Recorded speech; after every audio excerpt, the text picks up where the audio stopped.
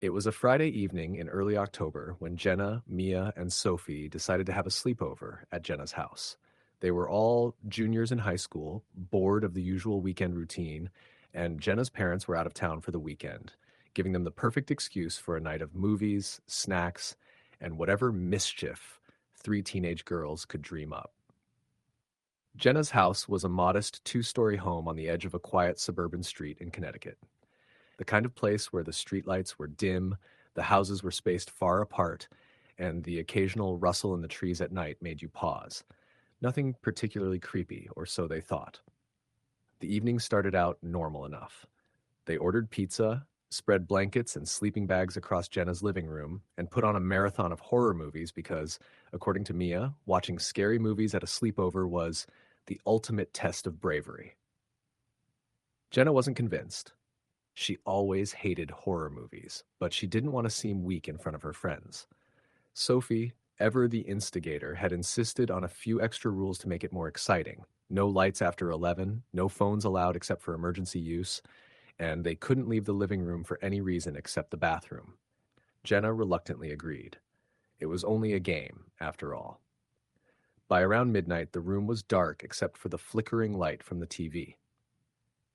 The sound of the movie, combined with the occasional creak of the house settling, created the perfect atmosphere for goosebumps. Jenna tried to focus on the screen, but she couldn't shake the feeling that something was off. It started subtly. The wind outside gusted harder than it should have, rattling the window panes. Then there was the sound of footsteps upstairs. Jenna froze. Mia and Sophie were on the other side of the room, whispering to each other about the movie, completely oblivious. She told herself it was probably just the house settling or a raccoon on the roof, but the footsteps seemed deliberate, heavy, slow, and deliberate. "Did you guys hear that?" Jenna whispered, trying to keep her voice calm. "Hear what?" Sophie asked, barely glancing up. "Footsteps upstairs," Jenna said, her voice trembling. Mia rolled her eyes. "Jenna, it's probably nothing. The house makes noises all the time. Relax." But Jenna couldn't relax. She strained her ears, and sure enough, the footsteps continued, pacing back and forth above them. The rhythm was unnerving, almost like someone was intentionally walking just to be heard. She thought about calling her parents, but remembered that they were away for the weekend. She didn't want to freak out Mia and Sophie. Then the power went out. The sudden darkness was suffocating, and the only sound was the quiet rustling of leaves outside and the occasional creak of the house. Sophie let out a small squeal and tried to light her phone as a flashlight. That's when it started. A whisper. Soft, barely audible, coming from the hallway that led to the bedrooms. "Hello?" Jenna called out, her voice shaking. No response, just the whispering growing slightly louder as if someone or something was moving closer.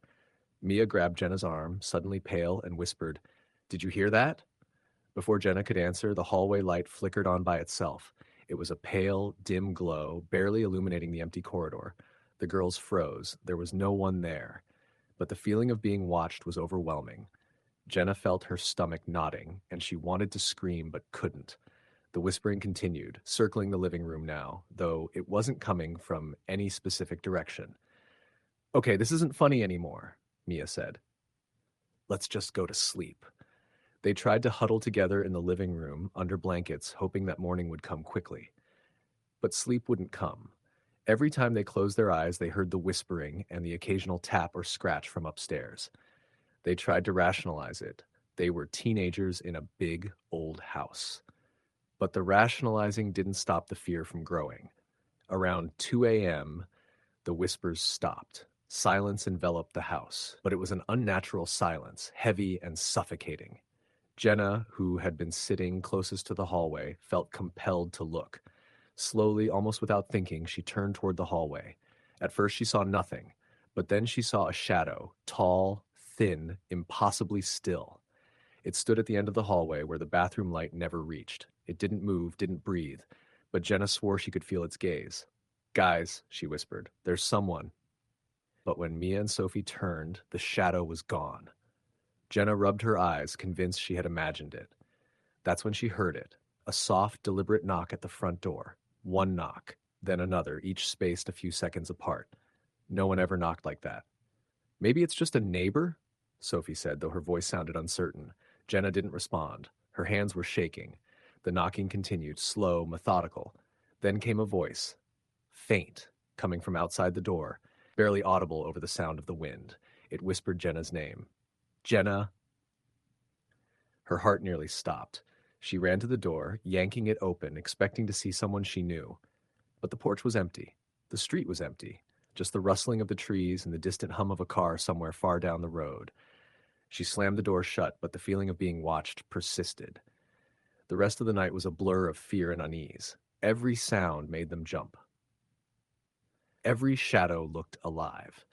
By dawn, none of them slept, and when Jenna's parents returned that afternoon, they tried to convince themselves it had been a nightmare or a prank, but the house still felt different. Weeks later, Jenna decided to check the security cameras her parents had installed around the house. They rarely looked at them, assuming the area was safe. She fast-forwarded through footage from that night. At first, there was nothing, just empty hallways and rooms. Then she froze. On the footage from around 1:45 a.m., a shadow moved across the living room. Not the kind of shadow caused by flickering lights or the moon. This one moved against the light, gliding as if floating. Its outline was tall, thin, almost skeletal. It lingered, turning toward the blankets where the girls had been huddled. Then, just as suddenly, it was gone. Jenna's hands shook as she rewound and played it again. The more she watched, the clearer it became. Something had been there, watching them, waiting. When she showed Mia and Sophie, they were equally shaken. None of them wanted to talk about it again, but Jenna couldn't stop thinking about it. She avoided staying at home alone for months. Sometimes at night, she thought she could hear that whisper again, faint, from the hallway, calling her name. It wasn't until years later, when Jenna was in college, that she learned about a series of break-ins in her neighborhood that happened around the same time as that sleepover.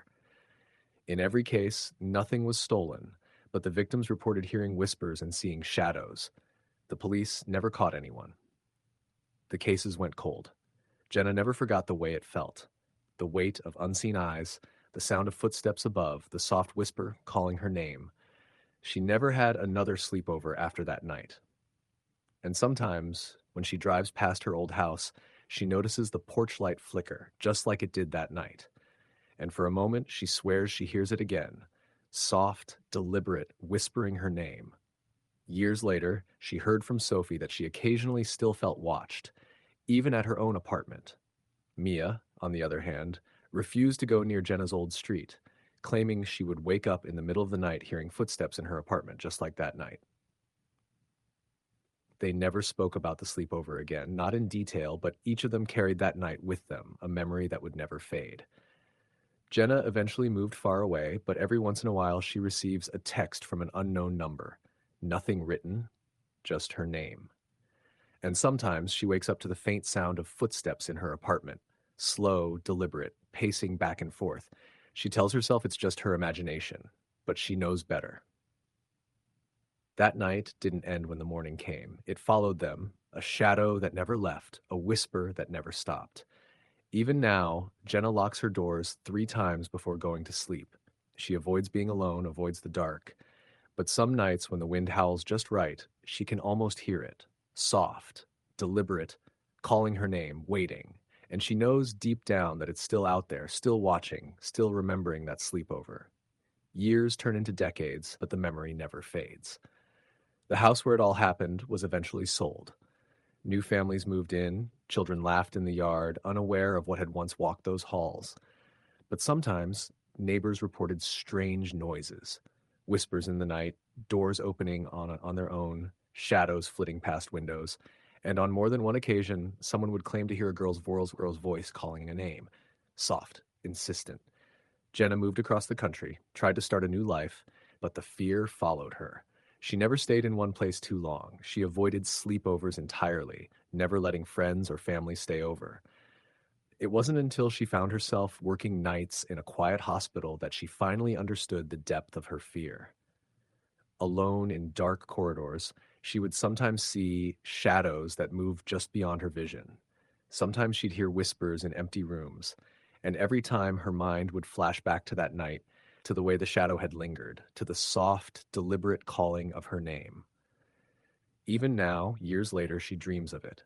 She dreams of the shadow at the end of the hallway, waiting. She dreams of the whispers that rise and fall with the wind. And when she wakes, she sometimes finds herself listening, waiting for the footsteps that never truly leave. She knows one thing for certain, that sleepover wasn't just a night of fun and movies. It was a night that changed everything.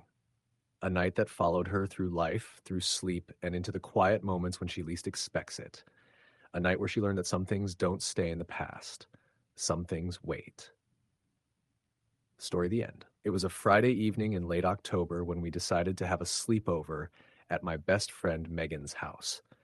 Megan lived in a fairly normal suburban neighborhood in Ohio, the kind with rows of identical houses, neatly trimmed lawns, and streetlights that flickered slightly in the wind. I had been looking forward to it all week because Megan and I hadn't hung out in person since school had started, and we were both eager to escape our parents for a night of movies, junk food, and staying up way too late.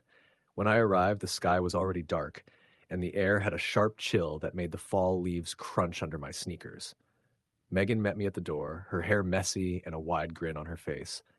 "You're finally here," she said, shoving a bag of chips into my hands. Her younger brother, Josh, was sitting on the couch playing video games and barely looked up, though I waved at him anyway. We spent the first hour in the living room, and sprawled across the couches and the floor, playing card games and joking around. The lights were warm, the smell of microwave popcorn hung in the air, and everything felt like a perfect, cozy night.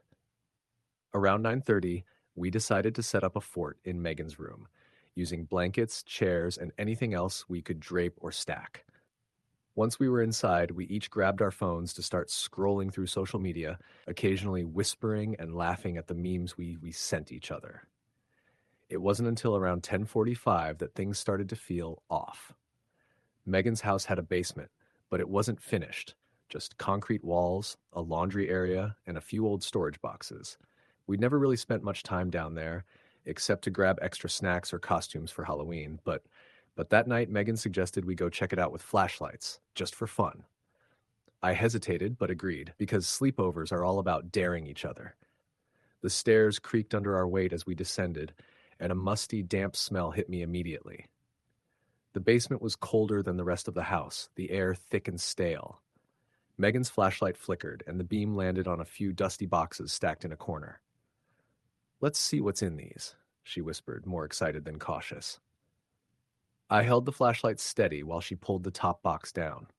Inside were old photographs, some toys that looked decades old, and a few pieces of folded clothing. One photo in particular caught my eye. It was a picture of the house taken from the street, but there was someone standing in the yard who didn't belong. The figure was blurry, but unmistakable, a tall, thin person wearing a dark coat staring straight at the camera. Megan gasped when she saw it. "That's weird. My mom said these were from when the previous owners lived here." We laughed it off nervously, but I noticed something that made my stomach tighten.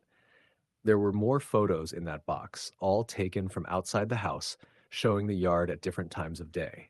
In every single photo, there was a faint, shadowy figure in the background. Sometimes it was near the trees, sometimes at the edge of the driveway, and always looking toward the house. Megan's eyes widened as I pointed it out. "Okay, that's really creepy," she admitted, though her voice was more fascinated than scared. We decided to put the photos back and go upstairs. By the time we climbed back into her room, the house was unusually quiet. Josh had gone to bed earlier, which wasn't unusual for him, but it felt different, almost too quiet. We shrugged it off and started watching a horror movie on her TV. Halfway through, around midnight, we heard it. A faint thumping sound from downstairs. It was slow, deliberate, almost like someone was pacing. Megan froze. "Did you hear that?" she whispered. I nodded, trying to convince myself it was just the house settling, but the sound continued, soft but unmistakable. We both tiptoed to her bedroom window to peek outside, thinking maybe it was someone in the yard. The street was empty, the neighbors' houses dark, and there was nothing in the yard. I let out a shaky laugh, telling Megan it was probably nothing, but she wasn't convinced. About 15 minutes later, the power flickered, the TV went black, the lights in the room dimmed, and a low hum filled the house. Megan's flashlight had run out of batteries, leaving us in near complete darkness. My heart was racing, and every little creak of the floor sounded like footsteps approaching. We sat frozen for a moment, whispering back and forth about what to do when we heard it again. The thumping. But now it was coming from the basement door. Neither of us moved. The sound stopped for a moment. He then resumed, this time faster, heavier, like someone was slamming their foot against the steps. Megan grabbed my hand. "We need to call someone," she said. I nodded, fumbling for my phone, only to realize it had no signal. Her phone was the same. Panic started to bubble in my chest. We were trapped alone in a dark house with something moving below us. Then came the scratching. Not loud, but persistent, almost like fingernails scraping across wood. It was coming from the basement. Megan clutched my arm. "It's probably just the cats," she said, though even she didn't sound convinced. But we didn't have cats. Not anymore. I tried to calm us down. "Okay, let's just stay in the room. Maybe it's the wind or the pipes," I whispered. But the noises kept escalating. The thumping grew louder, now joined by a dragging sound across the floorboards, like someone or something was moving heavy furniture down there. Suddenly, the basement door creaked open slowly. I could barely see the outline in the faint moonlight coming through Megan's window. The door moved as if pushed by a shadow, then stopped. My throat tightened. I wanted to scream, but couldn't make a sound. The dragging stopped. The house was silent for a moment, then a whisper. Barely audible, but definitely human. "Get out." Megan's eyes were wide with terror. "Did you hear that?" she gasped. I nodded, frozen, my hands gripping hers fraught. We both knew it hadn't come from anywhere but the basement. The rational part of my brain wanted to dismiss it, but at everything about the atmosphere, the cold, the smell, the oppressive silence, screamed that something was wrong. We stayed huddled in her bed for nearly an hour, whispering and trying to convince ourselves that it was a prank, maybe her little brother sneaking in, or even an animal. Then we heard it again. Footsteps on the stairs, slow, deliberate, and coming up toward her room. I could hear the faint creak of the floorboards as they approached. Megan pulled the blanket over both of us. And then, nothing. We waited, holding our breath for what felt like forever. Finally, Megan whispered, "Maybe it went back downstairs." I nodded, trying to convince myself. By now it was nearly 2 a.m., and exhaustion was making it hard to stay fully awake. We eventually dozed off, though I'm not sure either of us truly slept. I woke up in the middle of the night to a chill that felt different than normal, like someone had opened a window downstairs, though every window was closed. I shifted under the blanket and saw Megan staring at the ceiling, eyes wide and unblinking. "Did you hear that?" she whispered. Before I could answer, I heard the whisper again. This time it was right next to my ear. "Leave." I jumped so hard I nearly fell off the bed. Megan screamed, and we both bolted upright. The room was empty. The air felt thick and suffocating, like the house was pressing down on us. Megan ran to the door, yanking it open and pointing the flashlight toward the stairs. Nothing. We didn't wait another second. Grabbing jackets and shoes, we ran out the front door into the cold night. I didn't care about my shoes or my phone. I just wanted out. Megan didn't look back, and I didn't either. We ran down the street, calling our parents to come pick us up. When they arrived, we jumped in the car and sped off, leaving the house behind. The next day, Megan's mom didn't believe us. She said she'd never heard of any strange occurrences in the house, and that we must have just let our imaginations run wild. But Megan and I both knew the truth.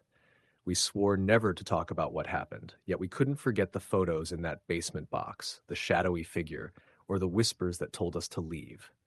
Weeks later, Megan's family put the house on the market. She said she didn't want to live there anymore, and honestly, neither did I. The idea of returning, even in daylight, made my stomach twist. On moving day, as the movers carried boxes out of the basement, I caught a glimpse of something in the shadows. A tall, thin figure standing at the edge of the stairs. It didn't move, didn't blink, but it was watching.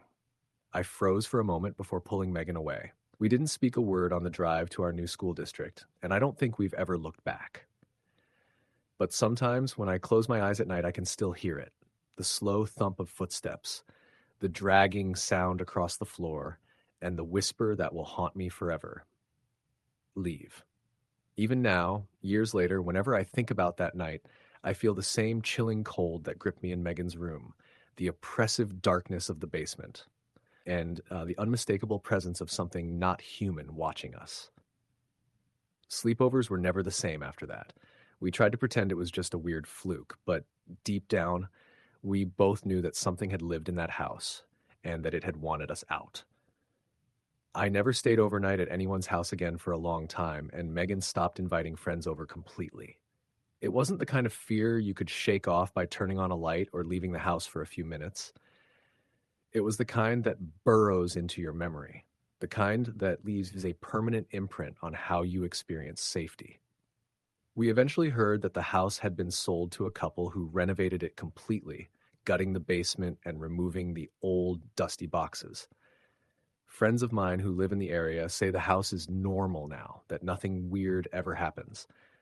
I want to believe them, I really do, but every time I drive past that street, I can't help but glance at the basement windows, wondering if something or someone is still waiting down there. I've told this story to a few close friends over the years, and every time I do, they either laugh it off or get goosebumps. The truth is, it doesn't matter what anyone else thinks. I know what I experienced. Megan knows what she experienced, and we both know that the basement of that house wasn't empty that night. It was alive with something that didn't belong in this world, and it made sure we knew we were not welcome.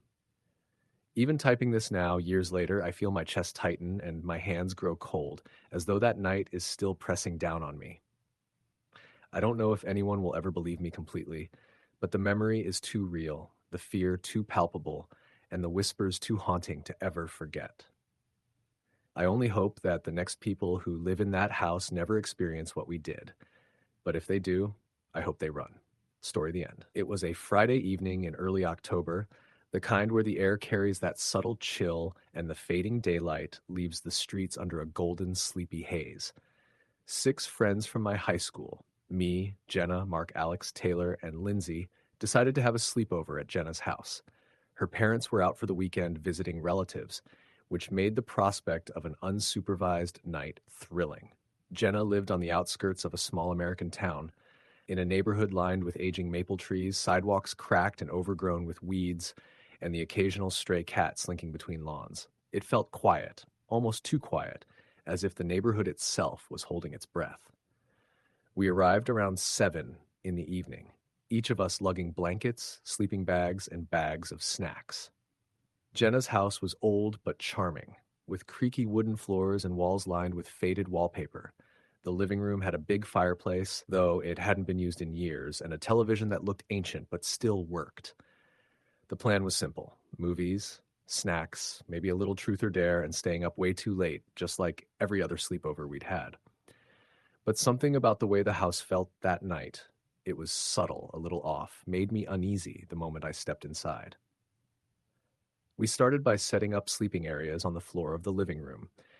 Jenna had a few oversized throw rugs, and we piled sleeping bags on top of them.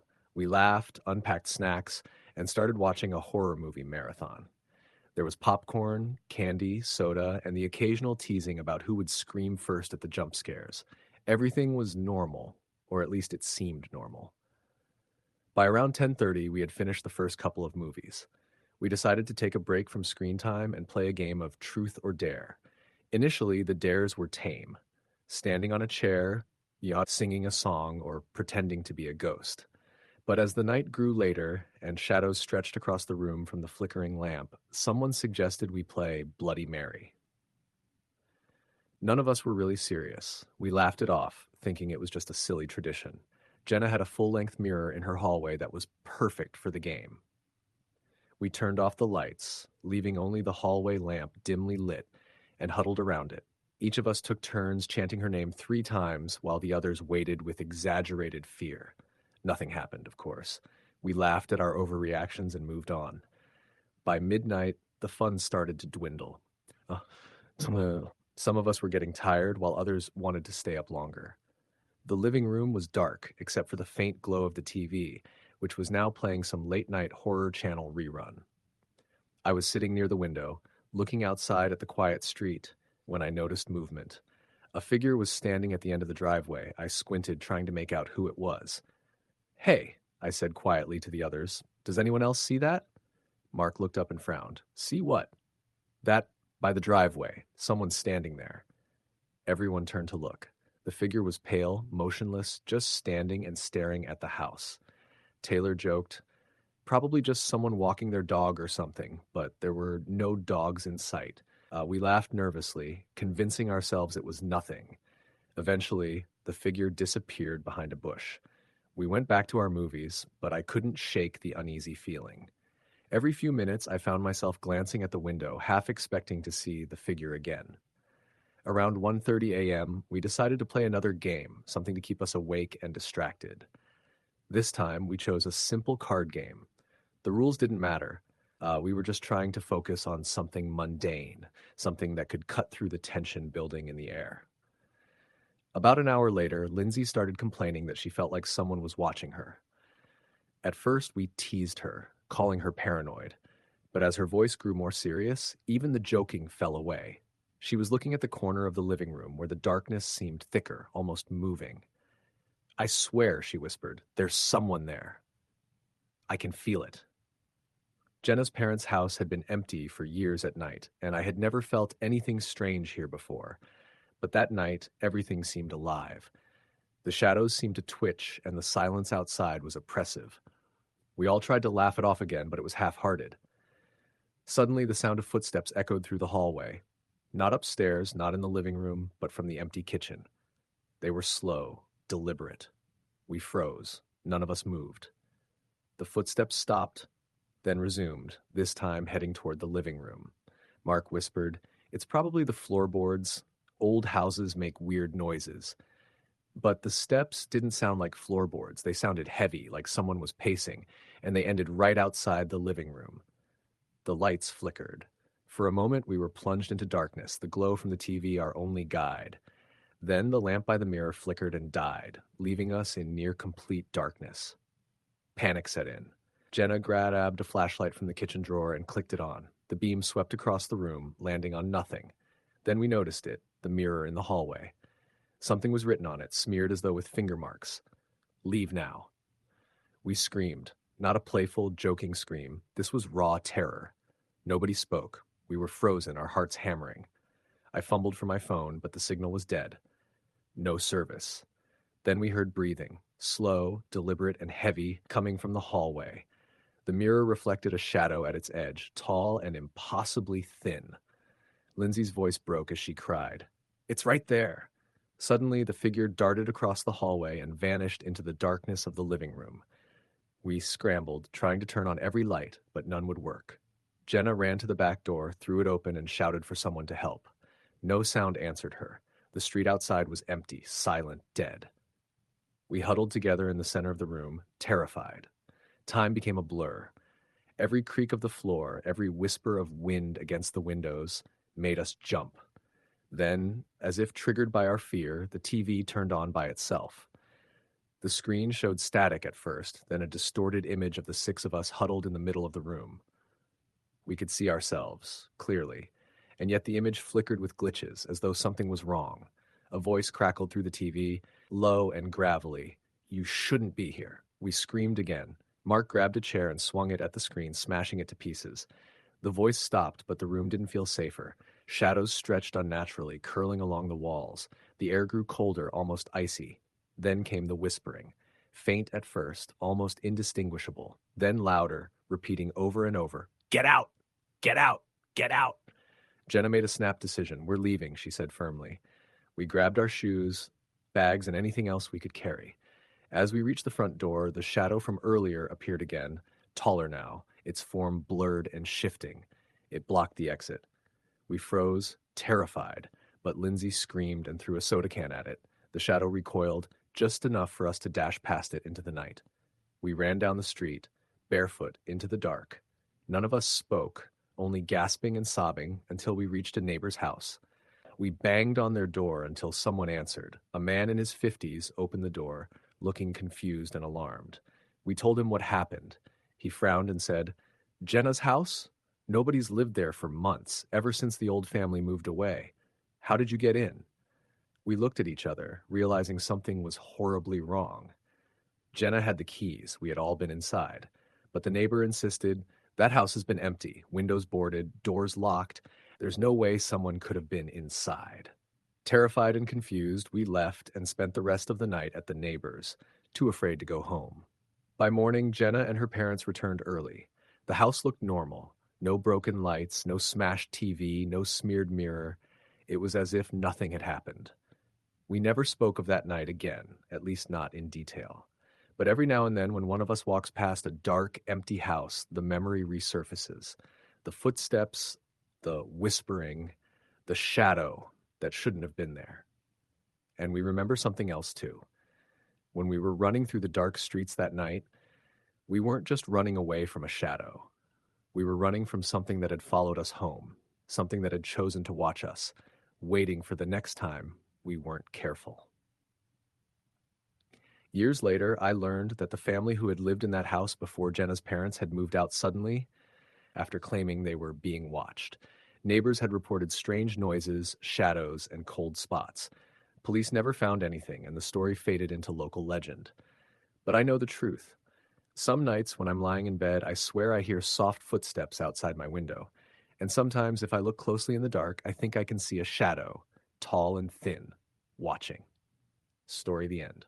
It was a Friday evening in late October when my friend Megan invited me to a sleepover at her house. Megan lived in a quiet suburban neighborhood in Ohio, and her house was the perfect size for a group of us middle school girls to hang out. She had a big living room, a basement with a TV and couch, and a slightly spooky attic that no one ever went into. I remember thinking it would be the best night because our parents had all gone out for the weekend, leaving us alone. Megan's parents trusted her to host, and she loved the idea of a late night movie marathon, snacks, and just the freedom to be ourselves. We had all been looking forward to this for weeks, texting each other during school about what movies we'd watch and what snacks we would bring.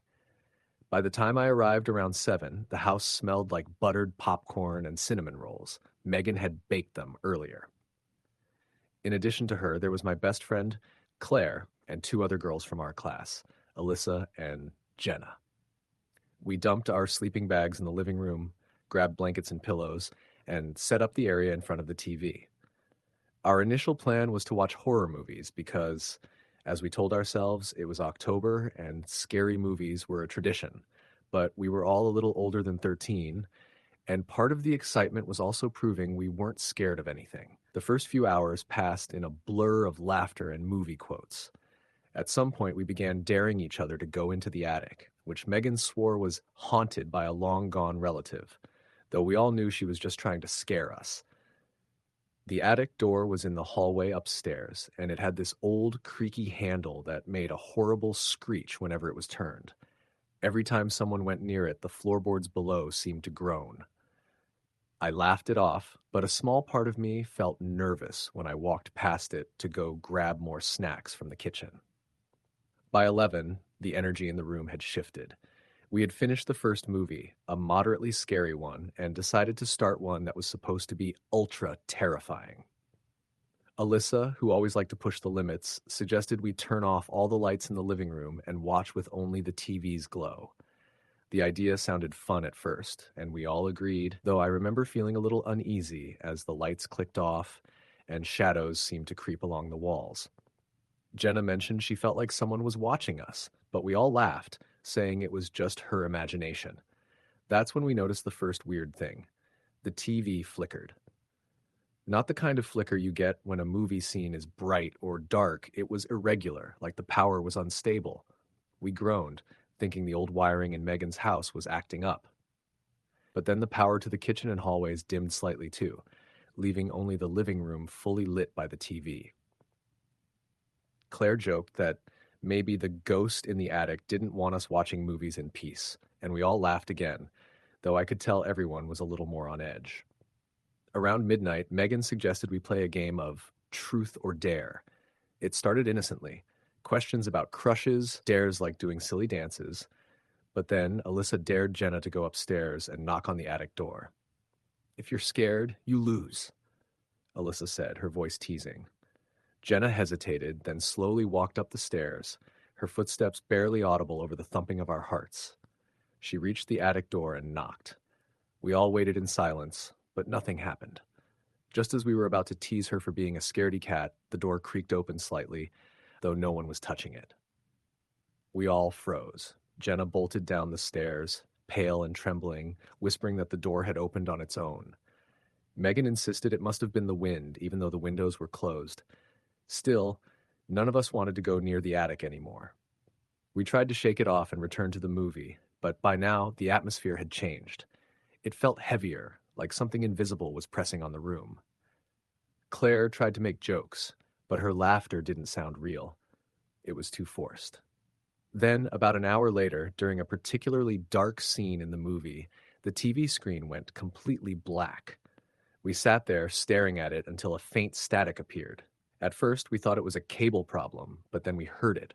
A voice. It was faint and almost indistinct, like someone whispering behind a wall. I told myself it was the movie sound effect, but Megan and Claire were whispering nervously, asking if anyone else heard it. Alyssa, usually fearless, looked like she wanted to crawl under the couch. The whispering kept going, repeating over and over. It sounded like it was saying, "Get out!" Then, without warning, the TV flickered back on, showing not the movie, but static, with an outline of a figure standing in the attic doorway. My stomach dropped. The outline was faint, hazy, but there was no denying it. Someone or something was standing up there, looking down at us. We screamed, scattering our sleeping bags, and ran to the stairs.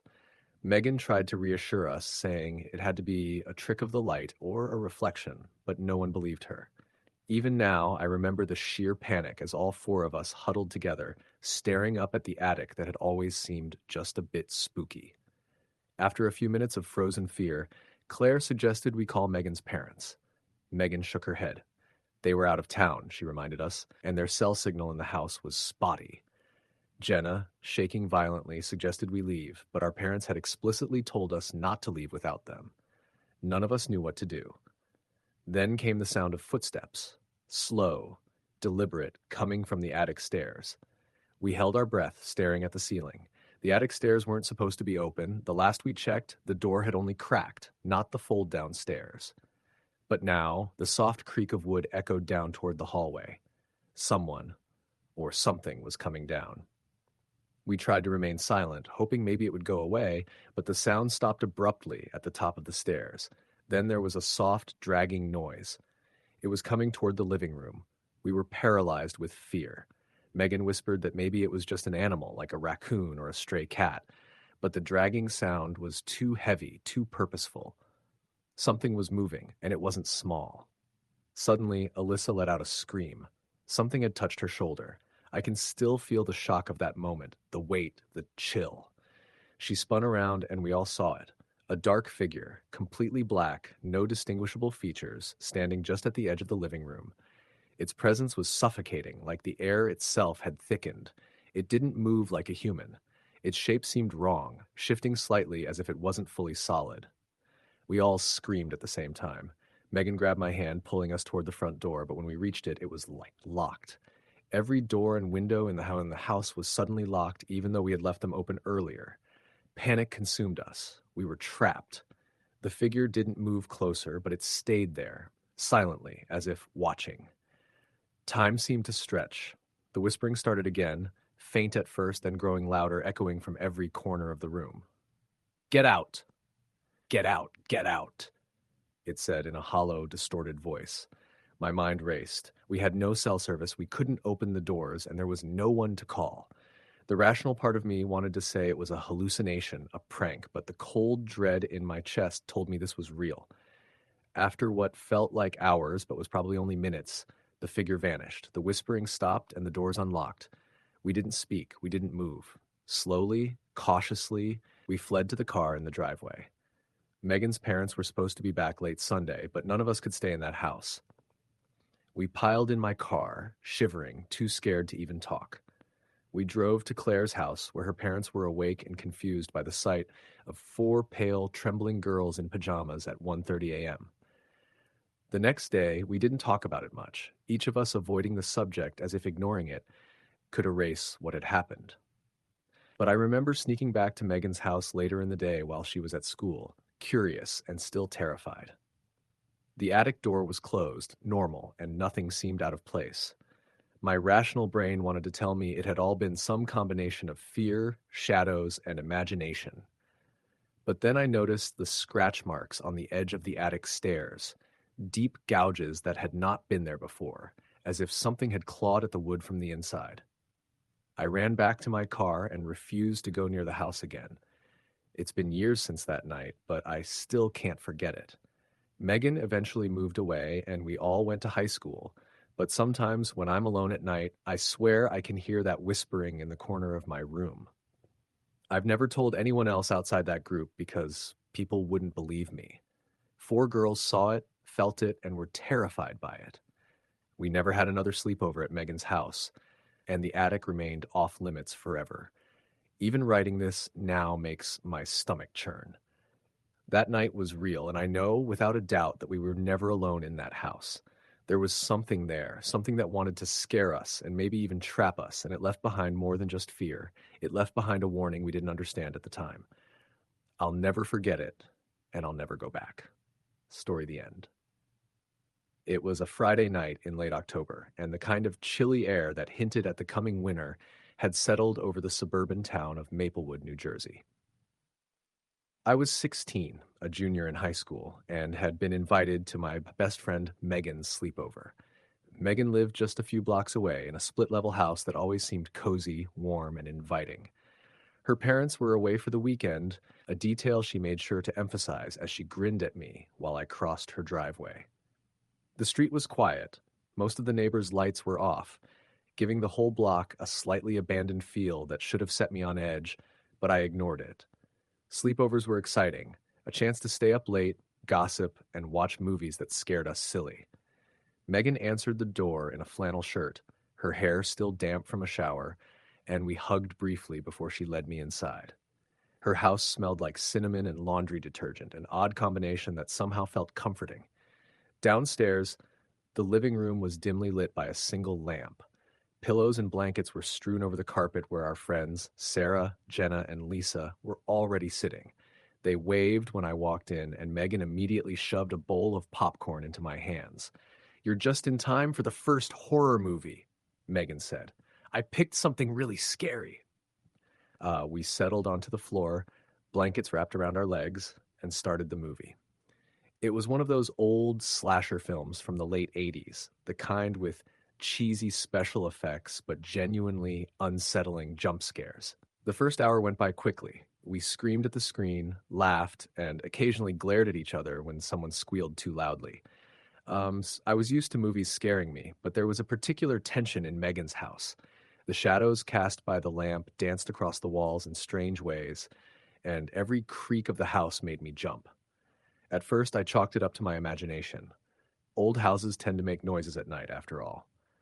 After the movie ended, we decided to play a game, Truth or Dare. The dares were innocent at first, running around the yard in the dark, eating something gross, or calling someone and saying something ridiculous. But then it was Sarah's turn. She picked Dare, and Megan grinned mischievously. "I dare you to go upstairs and look in the attic," Megan said, her eyes twinkling. The rest of us laughed nervously. The attic was the part of Megan's house we never went into. We had been told it was dusty and full of old furniture and boxes, but something about it had always felt off. Sarah hesitated. "Come on, it's just the attic. I'll go with you," I said, figuring it would be fun. The attic door was at the top of a narrow staircase in the hallway. The steps creaked under our weight, and a chill ran up my spine as we reached the door. Megan handed us a flashlight, the kind with a flickering beam, and we pushed the door open. Dust floated in the air like tiny motes of gold illuminated by the flashlight. Old trunks, suitcases, and boxes filled the small triangular space stacked haphazardly. "See? Nothing scary," I whispered, though my voice sounded too loud in the silence. Sarah picked up an old mirror leaning against the wall. The frame was ornate, carved wood with strange symbols that looked unfamiliar. She shivered. "This is creepy," she murmured. "Why would anyone keep this up here?" I was about to make a joke when I noticed something in the corner of the attic, just past the old trunks. A small door, almost hidden behind a pile of boxes. It was slightly ajar, and I felt my stomach drop. Is that new? I asked, pointing. Sarah shook her head, but neither of us moved closer. The beam of the flashlight flickered as we stared at the door. There was a faint scratching sound coming from behind it, like nails dragging across wood. I swallowed hard. Probably a rat, Sarah said quickly. But the sound continued, and it wasn't consistent with a rodent.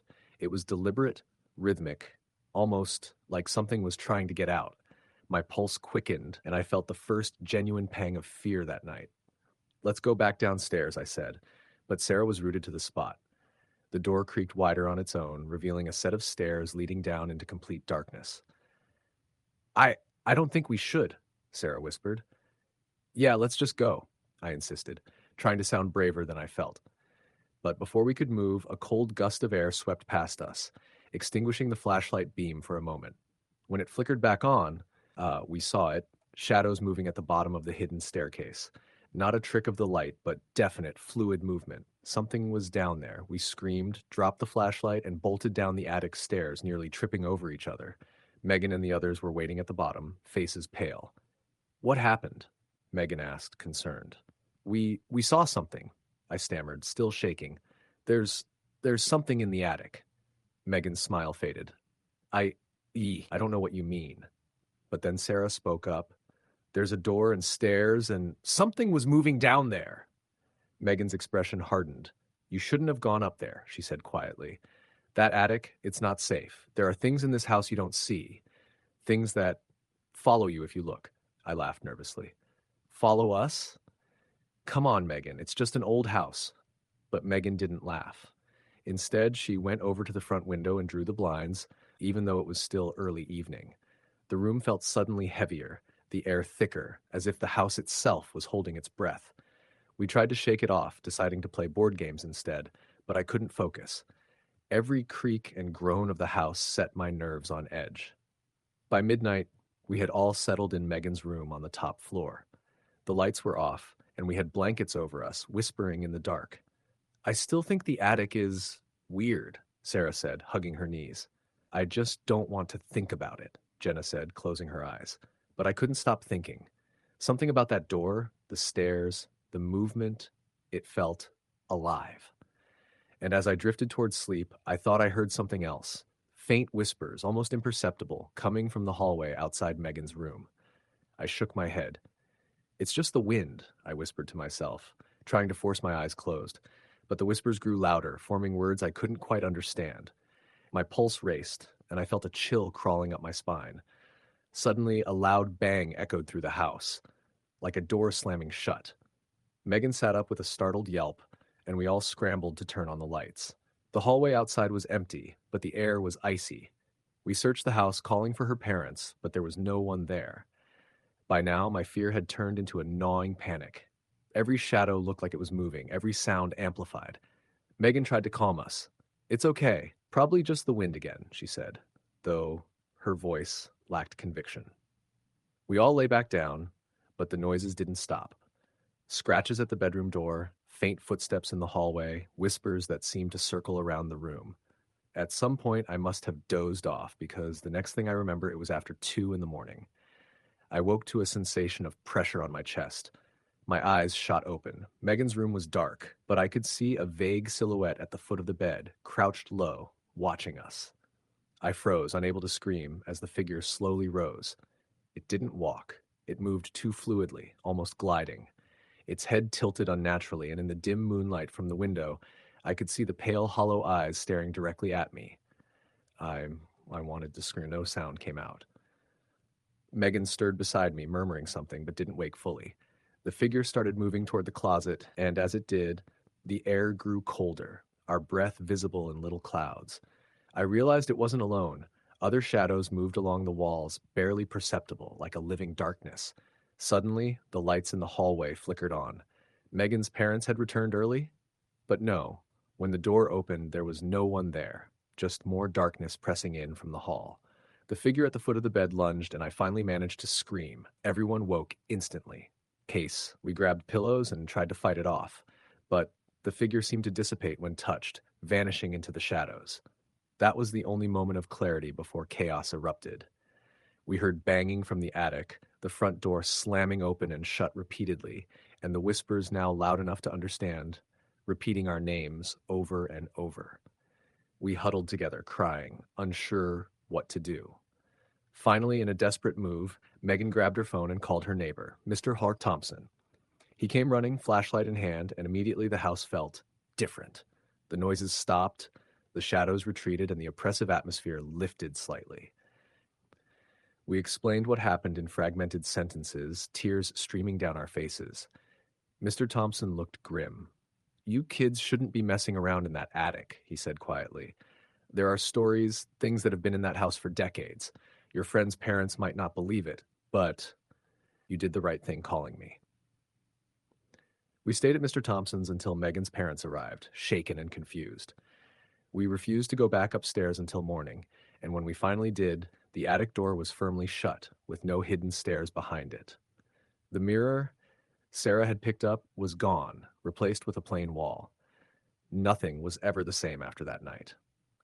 We stopped having sleepovers at Megan's house. I never went near the attic again, and every time I passed the house, I felt that same cold, heavy presence pressing against me. The whispers didn't follow me, not in daylight, but at night. In the quiet hours before sleep, I sometimes hear faint scratching, soft footsteps, and the words calling my name, just like that night. Even now, years later, I still think about what we saw. I've told friends, even therapists, but no one believes me. Megan moved away shortly after high school, and the house was eventually sold.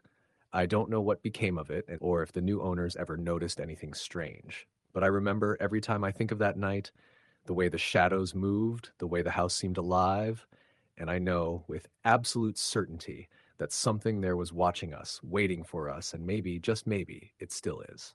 Story the end. It was a Friday evening in late October when my best friend Emily called me around 6 in the afternoon. She was practically bouncing on the other end of the line, her excitement impossible to ignore. "Hey, my parents are going out tonight and I want you to come over for a sleepover. You know, movies, snacks, the whole deal. You in?" I hesitated for a moment. Normally, sleepovers at Emily's house weren't anything out of the ordinary, but for some reason, I felt a strange tug in the pit of my stomach, a sense of unease I couldn't quite place. "Yeah, sure," I finally said, trying to sound casual. "I'll be there in about 20 minutes." Her house was in a quiet suburban neighborhood, lined with tall oak trees whose shadows stretched across the sidewalk's fingers. By the time I arrived, the sky had already turned a deep, dusky purple, and the wind had picked up, rattling the fallen leaves against the pavement. Emily greeted me at the door, her face lit with that unmistakable glow of someone who had been planning something all week. She was wearing her oversized hoodie and carrying a backpack that looked suspiciously heavy. "I brought snacks," she said, practically tossing the bag at me, "and something else." She smirked, but I didn't notice the slight tremor in her hands at the time. Inside, the house smelled faintly of cinnamon and old wood. Her parents had left the lights dimmed, so the living room was bathed in the soft orange glow of a single lamp. We dumped our backpacks and sat on the carpet, pulling out chips, candy, and a couple of sodas. I tried to shake the feeling that it had been nagging me since I left home, telling myself I was just tired. After a while, Emily suggested we watch a movie. She had a stack of horror DVDs she insisted were scary, but not too scary. We ended up picking an old slasher film, like one with grainy footage and terrible acting. I was about 15 minutes into the movie when I noticed that the wind outside had grown louder, howling against the windows like it was alive. "Did you hear that?" I asked, pausing the movie. "Hear what?" Emily replied, looking over her shoulder. "That wind, or maybe something else. It's weird tonight." She shrugged. "It's just fall, dumbass. Leaves and wind, nothing spooky about it." I nodded, but the unease didn't go away. When the movie ended, we decided to play a game, just to lighten the mood. Emily pulled out a Ouija board from her backpack, and I immediately felt my stomach drop. "You brought that?" I asked, a little alarmed. "Yeah," she said, her eyes sparkling. "My older brother had it, and I thought it'd be fun to try tonight. It's just a game, don't freak out." I wasn't entirely comfortable with it, but I didn't want to ruin the mood. We set it up in the middle of the living room floor, candles flickering around us. The air seemed to grow heavier as soon as we placed our fingers on the planchette. At first, nothing happened, and we laughed nervously, teasing each other about being scared. Then it started to move. Slowly, almost imperceptibly at first, but unmistakably. Is someone here? Emily whispered. I swallowed hard, my fingers still on the planchette. It spelled out YES. Okay, maybe someone is joking, Emily said, trying to sound casual. Who are you? I asked, my voice trembling. The planchette moved again, spelling EMILY. Emily froze. That's me, she said quietly. No, it's not, I said, my voice rising. I'm here with you. It can't be you. The planchette spelled 8ERE. I wanted to laugh, to dismiss it as a coincidence or Emily pulling some kind of trick. But there was a weight in the room, a pressure that made the hair on my arms stand up. The candles flickered violently, and for a brief moment, I could have sworn I saw a shadow move in the corner of the room, a dark, humanoid shape, standing just out of reach of the light. Emily gasped. I think we should stop, she said. I nodded, feeling my heart hammering in my chest. Yeah, maybe we should. We moved the planchette away, but the tension didn't lift. The rest of the night was uncomfortable, filled with occasional glances at the windows and the shadows that seemed to stretch longer with every flicker of the candlelight. Around midnight, we decided to go to sleep, but the unease followed me into the bedroom. Emily's room was on the second floor, a small space with two twin beds pushed together, one for each of us. I tried to convince myself it was just my imagination, the wind or the movie, but I couldn't shake the feeling that someone or something was watching us. It started with small things, the creaking of the floorboards outside the room, the soft tap tap tap of fingernails against the window. I tried to ignore it, telling myself it was just branches. But when I turned over, I saw a dark figure standing at the foot of Emily's bed. I froze. Emily, I whispered, shaking her shoulder. Huh? She murmured, still half asleep. There's someone here, I said, my voice barely audible. Emily blinked, then sat up. The room was empty. I looked again, and the shadow was gone. My pulse raced as I tried to calm myself. It's nothing, I said, though the words sounded hollow. We tried to sleep, but every sound in that house seemed amplified. The creak of the stairs, the distant hum of the heater, the occasional thump from somewhere below us. Around 2 in the morning, I woke to the sound of someone whispering my name. Snooze. I bolted upright, my eyes scanning the darkness. Emily was still asleep, her breathing steady. The whisper came again, closer this time. Snooze, come here. I couldn't move. I wanted to call out to wake Emily, but my throat felt frozen. Then, a cold hand grabbed my ankle from under the bed. I screamed, yanking my leg free. Emily shot awake, and we both froze, staring at the bed in disbelief. Did you feel that? I asked, my voice trembling. Yes, she whispered. Something's in the room. We grabbed our phones, the weak glow illuminating our terrified faces. We texted her older brother asking him to come over, but no answer came. I realized with a sinking feeling that my phone was dead. I didn't remember it dying. The whispering started again, louder this time, circling the room. Get up, follow, it's time. Emily and I clung to each other, our backs against the wall, trying to make sense of what was happening.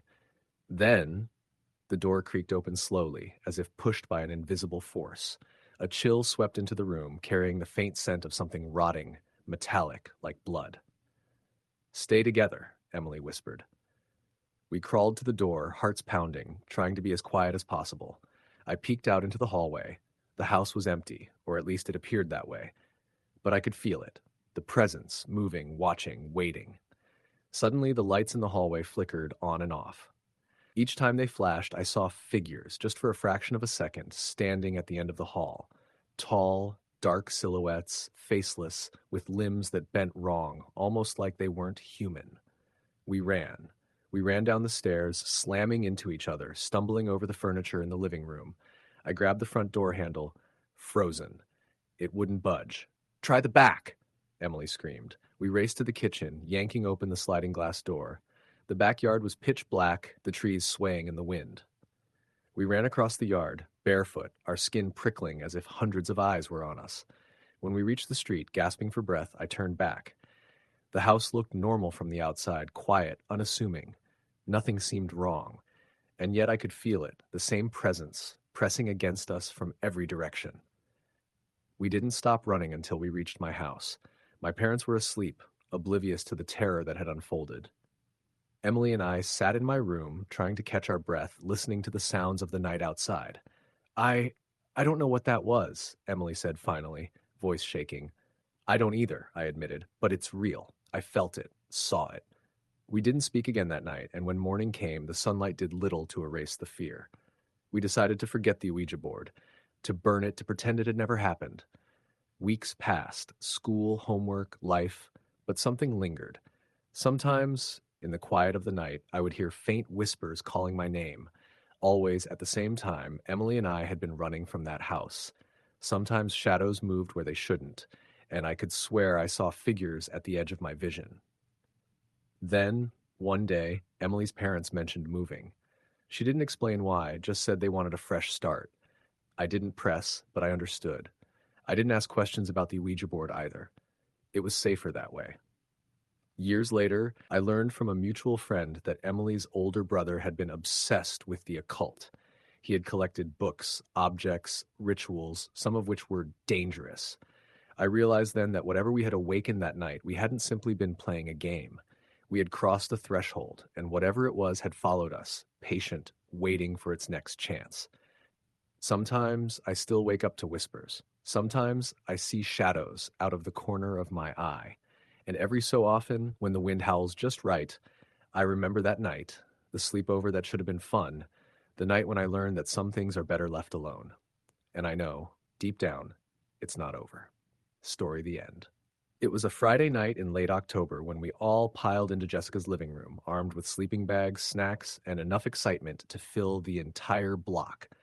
Jessica had just moved into her parents' new house on the edge of town, a three-story colonial with the kind of sprawling backyard that seemed perfect for midnight dares. There were 6 of us: me, Jessica, her twin sister Emily, Hannah, Sophie, and Liam, Jessica's cousin who had flown in for the weekend.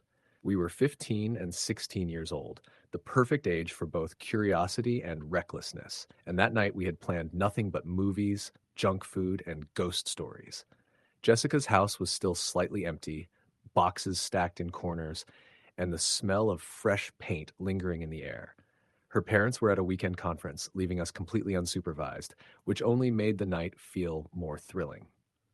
The living room had a big, wraparound couch that could fit all of us if we squeezed, and after a few hours of joking around, we finally unrolled our sleeping bags, settled in with pillows, and dimmed the lights.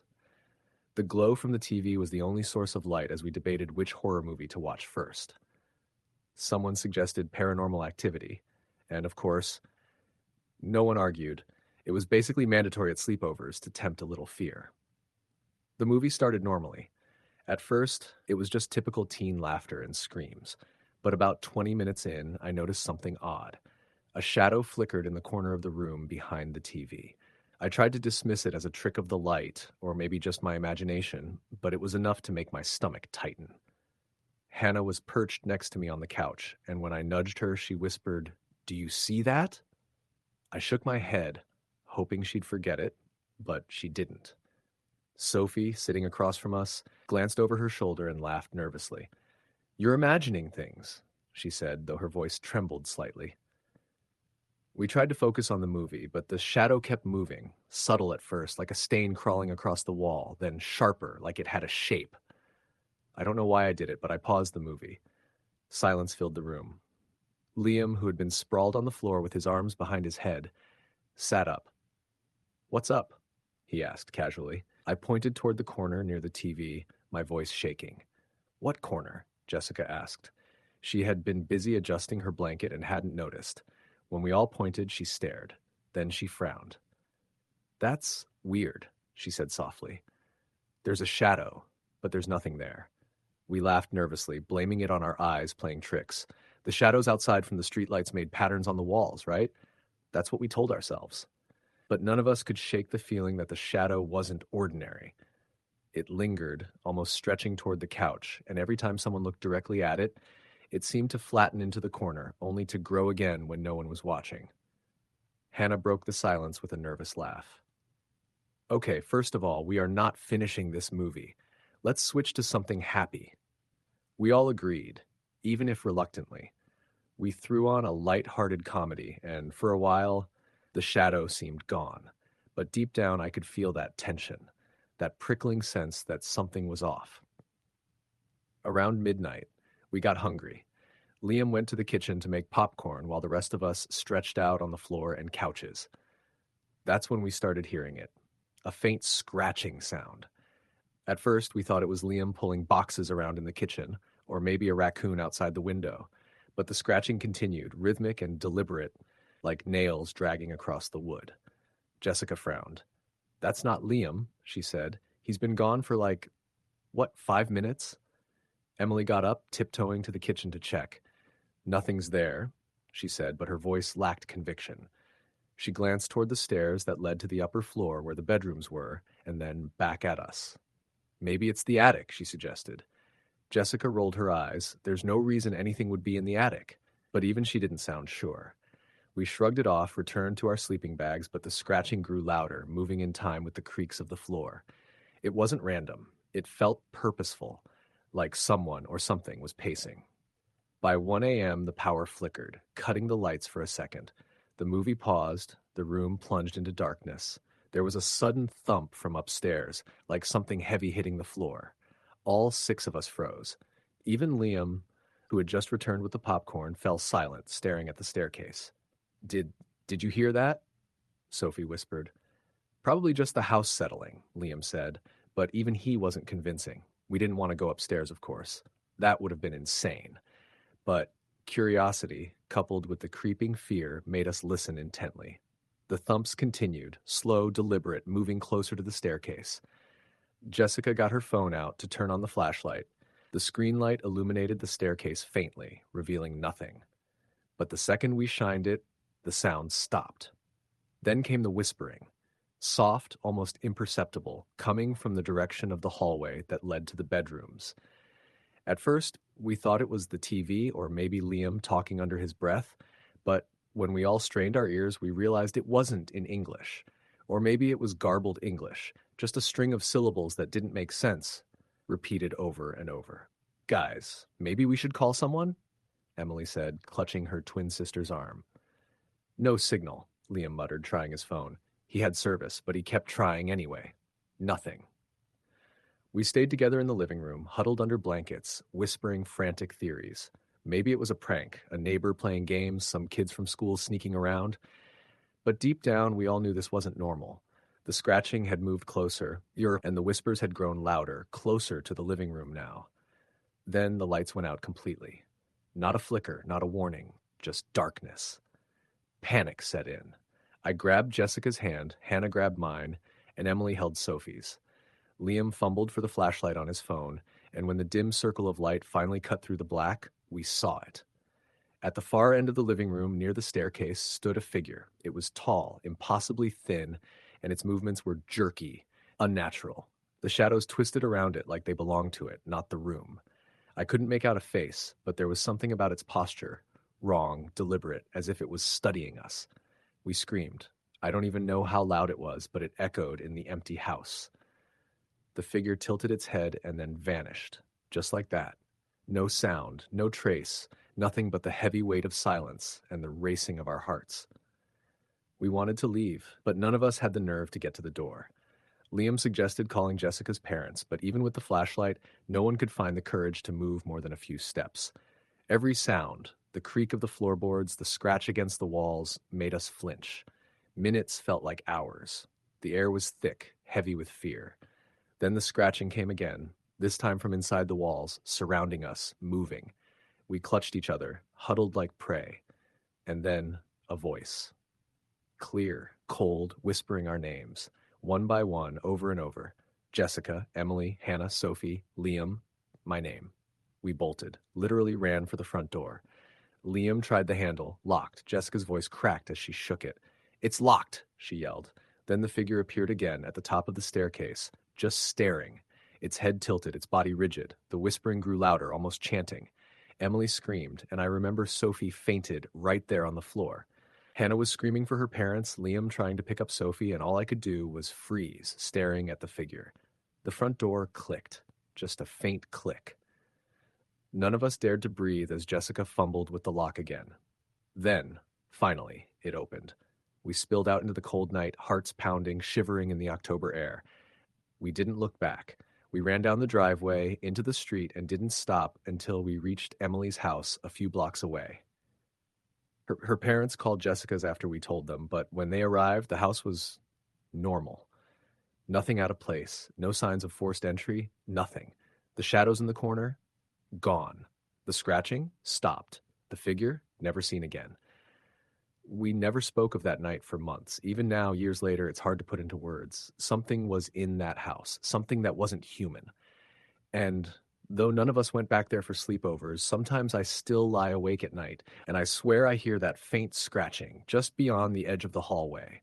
And I remember the whispers calling my name, the way it moved, the way it watched.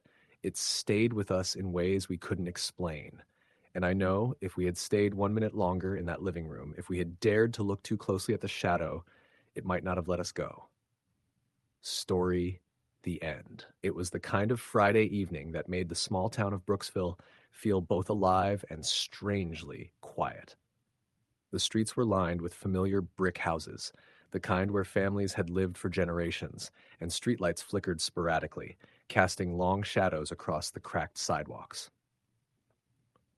My best friend Jenna had been begging me for weeks to come over for a sleepover at her house. She had a big backyard and a basement she claimed was perfect for scary movies and staying up all night. I'd been hesitant at first. My parents weren't thrilled about me being away from home, but I finally convinced them I'd be responsible. I packed a small overnight bag, grabbed my favorite blanket, and hopped into my mom's minivan. When I arrived, Jenna was waiting on her porch, practically vibrating with excitement. She dragged me inside, where the smell of popcorn and cinnamon-scented candles immediately hit me. Her parents were out for the evening, which meant we had the house to ourselves, a thrilling prospect at 14 years old. The basement was dimly lit with a couch, some beanbags, and a huge TV. We set up our little fort of blankets and pillows and began with a marathon of scary movies. Around 10, we took a break from movies to grab more snacks. That's when Jenna suggested we tell some real ghost stories, stories from people who actually lived in Brooksville. At first, I laughed, thinking it was just a typical sleepover dare thing, but she was serious. She pulled out her phone and started showing me a few articles from the local newspaper about strange disappearances and odd occurrences in the town over the last decade. "You're not scared, are you?" she asked with a grin. I shrugged. "A little, maybe. But it's just stories, right?" She rolled her eyes and said, "Stories that people who live here say are true. Like some of the houses on this street have had weird stuff happen." We were both getting into it, whispering and laughing nervously. The movies felt almost tame compared to the stories Jenna was telling. At some point, I noticed the basement felt colder than it had before, like the warmth of the living room upstairs wasn't reaching us. I brushed it off, assuming it was just the air conditioning or the way the cold air sank down the stairs. Around midnight, we decided to play a game Jenna called Hide and Listen. It was simple. One person would go hide somewhere in the house, and the other would have to find them. But the catch was, we weren't allowed to turn on lights or use flashlights. We only had the sound of our own footsteps and whispers to navigate. I went first. I found a spot under the bottom stairs leading to the attic. It was cramped, dark, and smelled faintly of dust and mildew. Jenna counted loudly in the living room above me, her voice echoing weirdly through the wooden floors. I was mostly just listening for her footsteps when I started hearing a faint creaking from the basement itself, not the stairs or the floorboards above, but from deeper inside the basement. My heart started racing. I froze. The sound stopped. Then, a moment later, a whisper, so soft I could barely hear it, came from the direction of the storage shelves at the far end of the basement. I thought it was Jenna trying to freak me out, but the timing didn't make sense. She was still counting upstairs. I tried to call out, but my voice felt stuck in my throat. Another whisper, almost like someone saying my name, "Megan." I swallowed hard and stood up, my knees shaking. I crawled out from under the stairs and ran to the living room. Jenna was sitting there, wide-eyed, not having moved an inch. "You didn't hear that?" I asked, my voice shaking. "Hear what?" she said. "I've been counting the whole time. What happened?" I told her, and she went pale. I don't know. Maybe it's just the house settling, but I could see the doubt in her eyes, the same doubt I felt clawing up my spine. We tried to shrug it off and decided to call it a night, turning off the TV and crawling under our blankets. But sleep was elusive. Every little creak and whisper in the house had us jumping. At around 1:30 a.m., I thought I heard footsteps, slow, deliberate steps on the stairs. Jenna shook me, whispering, "Did you hear that?" "Yes, but it's just probably the house." I tried to convince myself, but my heart was hammering.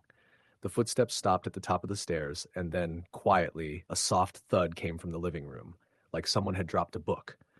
We told ourselves it was our imaginations and tried to go back to sleep. I barely closed my eyes when I felt the bed shift slightly, like someone had sat down on the edge. My blanket tugged lightly, just enough to make me snap awake. Jenna was shaking me frantically, whispering, "Did you feel that too?"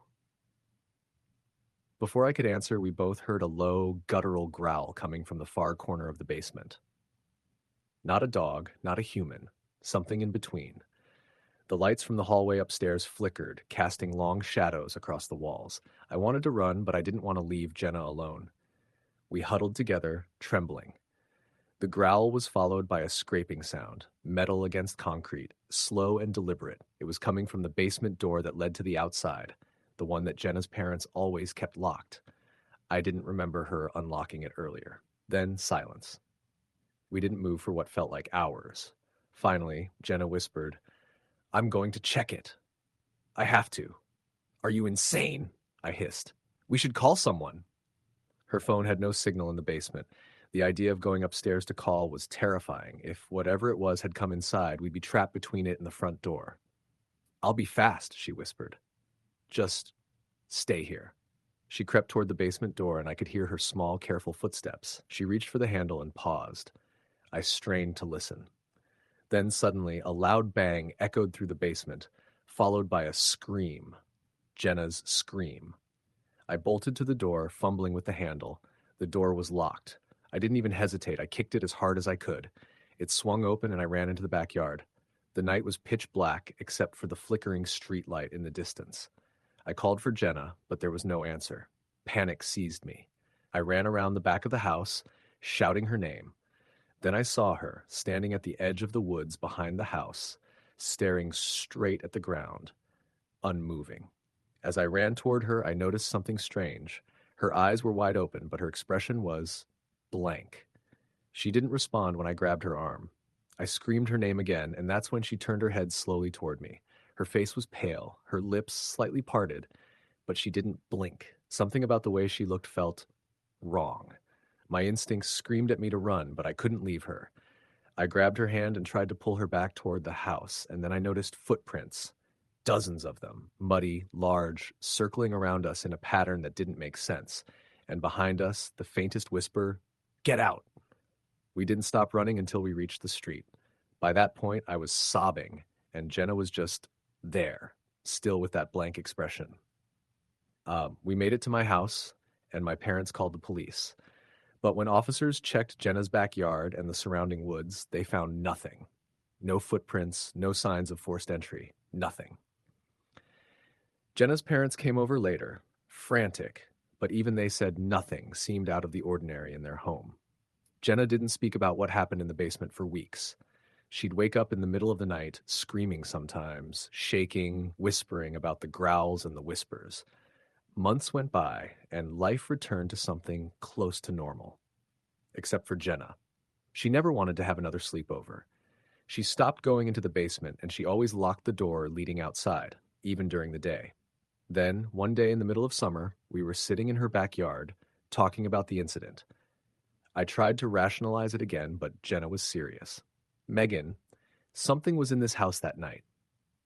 It wasn't just the stories or our imagination, and it's still here. Sometimes I see it through the windows, just standing there, watching." I wanted to laugh to say she was imagining things, but deep down, I knew I didn't want to check. That night, when I got home, I couldn't sleep. Every creak of the house, every whisper of the wind, felt like it was too close, like it was waiting. I stopped sleeping over at Jenna's after that, and she never asked me to again. But occasionally, I'd get a text from her at night. A single word, nothing else. "Alone? Even now, years later, I still can't bring myself to walk past her old house after dark. I don't know what it was in that basement or why it fixated on her, but I do know that whatever it was, it didn't leave that night. It was still there, watching, waiting. And sometimes, when the wind blows just right, I swear I can hear the faintest creaking from the basement door, like it's opening, just a little, calling out for someone new. Story the end. It started like any other Friday night. I had been invited to Sarah's sleepover, and I was more than excited. Our parents had let us stay up later than usual since it was the weekend, and I could already feel the buzz of freedom in the air. Sarah's house wasn't far from mine, just a 20-minute drive down quiet suburban streets lined with tall oaks and well-kept lawns. The neighborhood was the kind that felt safe. Kids riding bikes in the evening, sprinklers spraying the last droplets of water on the sidewalks, dogs barking in the distance. At least that's how it had always seemed. I arrived just as the sun was dipping below the horizon, leaving streaks of pink and orange in the sky. Sarah's front door opened before I even knocked, and she practically jumped out, her long hair swinging over her shoulder. "You're here. Come on in. We're starting the movie marathon." Her smile was infectious, and I felt my nerves ease instantly. Inside, the house smelled faintly of popcorn and cinnamon candles. Her mom waved at me from the kitchen, her expression warm but slightly distracted. "Don't stay up too late, you two," she called. Sarah rolled her eyes at me. "Don't worry, Mom's always like that." The living room was already arranged with blankets and pillows scattered across the floor, enough for the four of us who had come: Sarah, me, and two of her friends, Lauren and Emily. We'd been friends for years, but sleepovers always had a different energy, the mixture of excitement and the subtle tension that comes from staying somewhere you didn't quite feel was your own. We started the night with silly movies, laughing at things we had all seen before, quoting lines we knew by heart. Around 10, the others suggested we play a game. It wasn't anything crazy, just truth or dare, but it had been a long week, and the atmosphere felt light and playful. When it was my turn, I chose truth, expecting something innocent. Instead, Lauren asked, "Have you ever felt watched?" Her tone was teasing, like she was joking, but something about it made my stomach twist. Watched? Like by someone outside, or... I trailed off. "Not like someone looking through the window," she said, eyes narrowing. "I mean, like you're in a room and someone's just there. You can't see them, but you know they're there." I laughed it off. "No, that's just paranoia." But inside, a shiver ran down my spine. Emily chimed in with a similar story about her cousin seeing shadows move when no one was there, and the game continued, growing increasingly eerie with dares that were more daring and truths that grew more uncomfortable. By midnight, most of us were sprawled across the floor, the movies long forgotten. The room was dimly lit by the glow of a small lamp in the corner.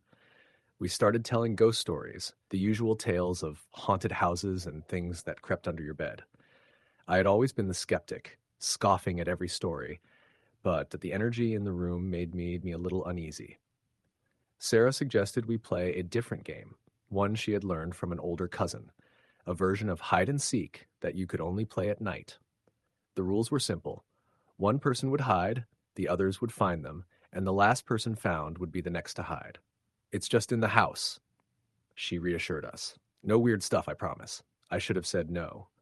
Lauren went first. She darted into the darkened hallway, and we counted down in the living room. "Ready or not, here we come," Sarah called, her voice echoing strangely in the otherwise silent house. We moved slowly at first, laughing nervously, peeking behind doors and around corners. That's when we noticed something odd. Lauren's laughter didn't stop. It was faint, distant, and came from somewhere we hadn't checked. "Lauren?" Emily called. No answer. We finally found her in the laundry room, crouched behind the washing machine, grinning like it was all a joke. "Got you," she whispered, but there was something in her eyes, something that didn't quite belong. I shook it off, thinking maybe I was imagining it. Next, Sarah hid. She went upstairs and we waited in the living room. Minutes passed. 10, 20, 30. The giggles and whispered footsteps we had expected never came. Then we heard it, a soft thump, like someone dropping a book upstairs. "Sarah?" I called, creeping toward the staircase. No one answered. The sound came again, this time a little closer to the edge of the stairs. Lauren and Emily were frozen, staring at me. I stepped forward, reaching for the railing, and that's when I noticed the door to Sarah's room was slightly ajar. I pushed it open, empty. Sarah? My voice shook. We searched the entire floor, checked the closets, the bathroom, even under the beds. Nothing. It was like she had vanished. Panic started to set in. We ran downstairs, calling her name again. That's when we heard a whisper, so faint we almost didn't catch it. Don't leave me. It was her voice. We froze, looking at each other. Then the whisper came again, louder this time, echoing through the house. Don't leave me, please. Sarah? Lauren whispered. Emily's eyes were wide with fear. It's coming from the basement. The basement. I had never liked the basement in Sarah's house. It was always cold, damp, and smelled like mildew, even in summer. Her parents rarely went down there, and they always warned us to stay out. But now, with Sarah missing and her voice calling for us, there was no choice. We descended slowly, the creaking stairs protesting under our weight. The basement was pitch dark, the only light coming from the faint glow of the hallway above. As we reached the bottom, we could see a shape in the corner. Sarah, kneeling by the furnace, her head down. Relief washed over me. She was fine. But then I noticed something wrong. Her hair. It was moving. Slowly, unnaturally, like it was being lifted by something unseen. Her back arched in a way that wasn't humanly possible, and her head snapped up. Her eyes were black, completely black, and her mouth opened wide, letting out a scream that didn't sound like her. We stumbled back, screaming. Lauren tripped over a box. Emily grabbed my arm, and we bolted up the stairs. The basement door slammed shut behind us, hard enough that we jumped, and then silence. Sarah wasn't upstairs. She was gone again. We ran to the living room, grabbed our phones, and tried calling her. No answer. Her parents were out for the evening, as we had known, so there was no help there. Desperation set in. We searched every room, even the closets we had already checked, but it was pointless. It was like she had evaporated. Then we noticed something chilling. Every picture of Sarah in the house had been altered. In each one, her eyes were blacked out, just like in the basement. Even photos of her as a little kid. Our stomachs churned. This was no longer a prank. Something was very wrong. The house seemed alive now. The shadows moved just out of the corner of our eyes, the air thick and heavy. We stayed together, whispering, trying to keep our courage, but the fear was overwhelming. Minutes felt like hours. Then we heard it. Footsteps, slow, deliberate, coming from the hallway. We didn't move. The footsteps grew closer and then stopped. Silence. Then a whisper, so soft it could have been the wind, floated through the air. Don't leave me. Lauren started crying. We have to get out, she said, voice trembling. We nodded and ran for the front door, but it wouldn't open. We pulled, shoved, screamed, but it was stuck as if glued shut. From behind us came a sound that will haunt me forever. A low, guttural laugh. Sarah's laugh, twisted and broken. The shadows in the living room began to writhe, stretching along the walls, crawling across the ceiling. Then we heard a voice, calm and deliberate, right behind us. You can't leave. Not until I get what I want. We spun around. No one was there. And then we saw it. Sarah, standing at the top of the stairs, her face pale, eyes black, her mouth moving in ways it shouldn't. She didn't speak, just pointed at us. One of us, I think it was Emily, screamed and lunged for her, but passed straight through. She wasn't solid. Not anymore. The room seemed to tilt, and we felt ourselves being pulled toward the basement door. Panicked, we scrambled, finally managing to yank it open. We ran, screaming into the night, not stopping until we reached my house. Shaking, crying, gasping for breath, we tried to explain to my parents what had happened, but it sounded insane. They comforted us, but I could tell they didn't believe a word. The next day, we called the police. They checked Sarah's house. The basement was empty, no signs of forced entry, no signs of struggle, and no sign of Sarah. It was as if she had never existed beyond her room. Her parents were frantic, but they couldn't explain anything either. We tried to move on. Sleepovers became something we avoided, but the memory never left. Sometimes, late at night, I swear I hear her voice, just faint enough to make my heart race. Don't leave me. Even now, years later, I avoid basements, dark corners, and rooms where shadows move against the light. And sometimes, when I look in the mirror, I think I see her eyes behind mine, black, hollow, waiting. No one ever saw Sarah again. Some say she ran away, others claim she was taken. But I know the truth. Whatever we saw that night wasn't human, wasn't living, and it still waits somewhere, just out of sight, just out of reach, whispering for someone to return. And every sleepover since, I've been terrified because I know happen again. It only needs one thing: someone alone, someone curious, someone brave enough to hear the whispers. Story the end. It was one of those late October Fridays when the wind howled down Maplewood Drive and the leaves skittered across the cracked sidewalks like little brown shadows. I was 15, and my best friend Casey had finally convinced my parents to let me spend the night at her house. I had been looking forward to it for weeks. Sleepovers were sacred back then, a blend of staying up too late, whispering secrets, and daring each other to do things that seemed terrifying in the dark. Nothing in the past ever felt truly dangerous until that night.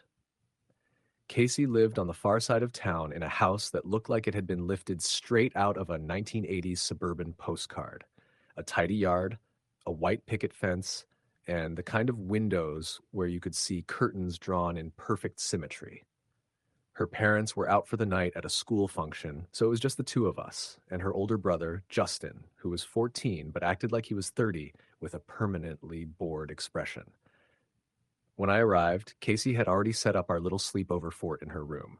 Blankets draped over chairs, pillows stacked in corners, and fairy lights twinkling like tiny stars. We laughed over snacks, talked about school drama, and argued over which scary movie we should start with.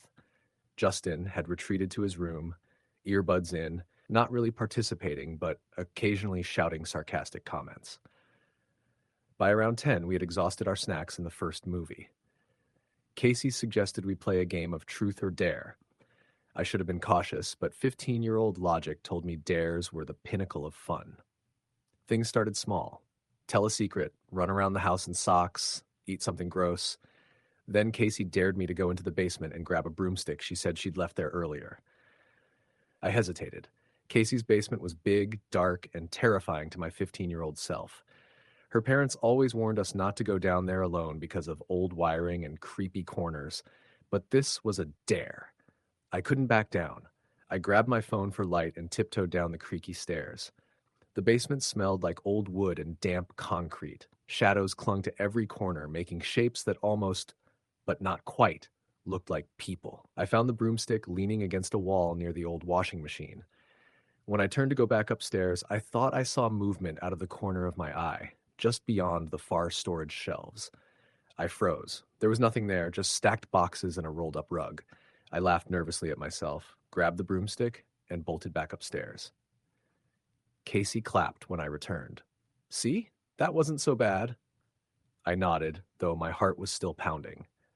The game went on, and soon the dares became more ridiculous, more intense. Run to the street and shout something embarrassing, stick your hand into the pantry, and grab the oldest thing you can find. All of it harmless, but the basement had shaken something loose in me, a tiny knot of unease I couldn't shake. Around midnight, we decided it was time for ghost stories. Casey's room went dark, except for the fairy lights. We sat cross-legged on the floor with snacks pushed to the side, telling stories of haunted schools, vanishing girls, and faces in the windows. I noticed Justin had joined us quietly, still with his earbuds half in, listening, half ignoring us. His presence was oddly comforting. Casey said, "I know a real one," and her eyes glimmered in the dim light. "It's about the house across the street. Everyone says it's haunted. People see someone looking out from the top floor at night, but the house has been empty for years." I frowned. I'd walked past that house on my bike before. It was true. It had been abandoned for a long time. Broken shutters, overgrown weeds, and windows that glinted in the moonlight like dark eyes. "Yeah, right," I said. "It's just an old house." Casey leaned closer. "They say if you look into the top window at exactly midnight, you'll see them. Someone, standing there, watching." I felt a shiver run down my spine. Casey loved scaring me, but the way she said it made it feel real. "We should go look," she whispered, excitement in her voice. Justin groaned. "Are you guys serious?" But he didn't stop us. We put on jackets and crept outside. The wind had died down, leaving a heavy, eerie silence. We walked across the street, crunching leaves underfoot, and stopped in front of the house. The moonlight illuminated the top window. It was dark, just like every other window. I laughed nervously.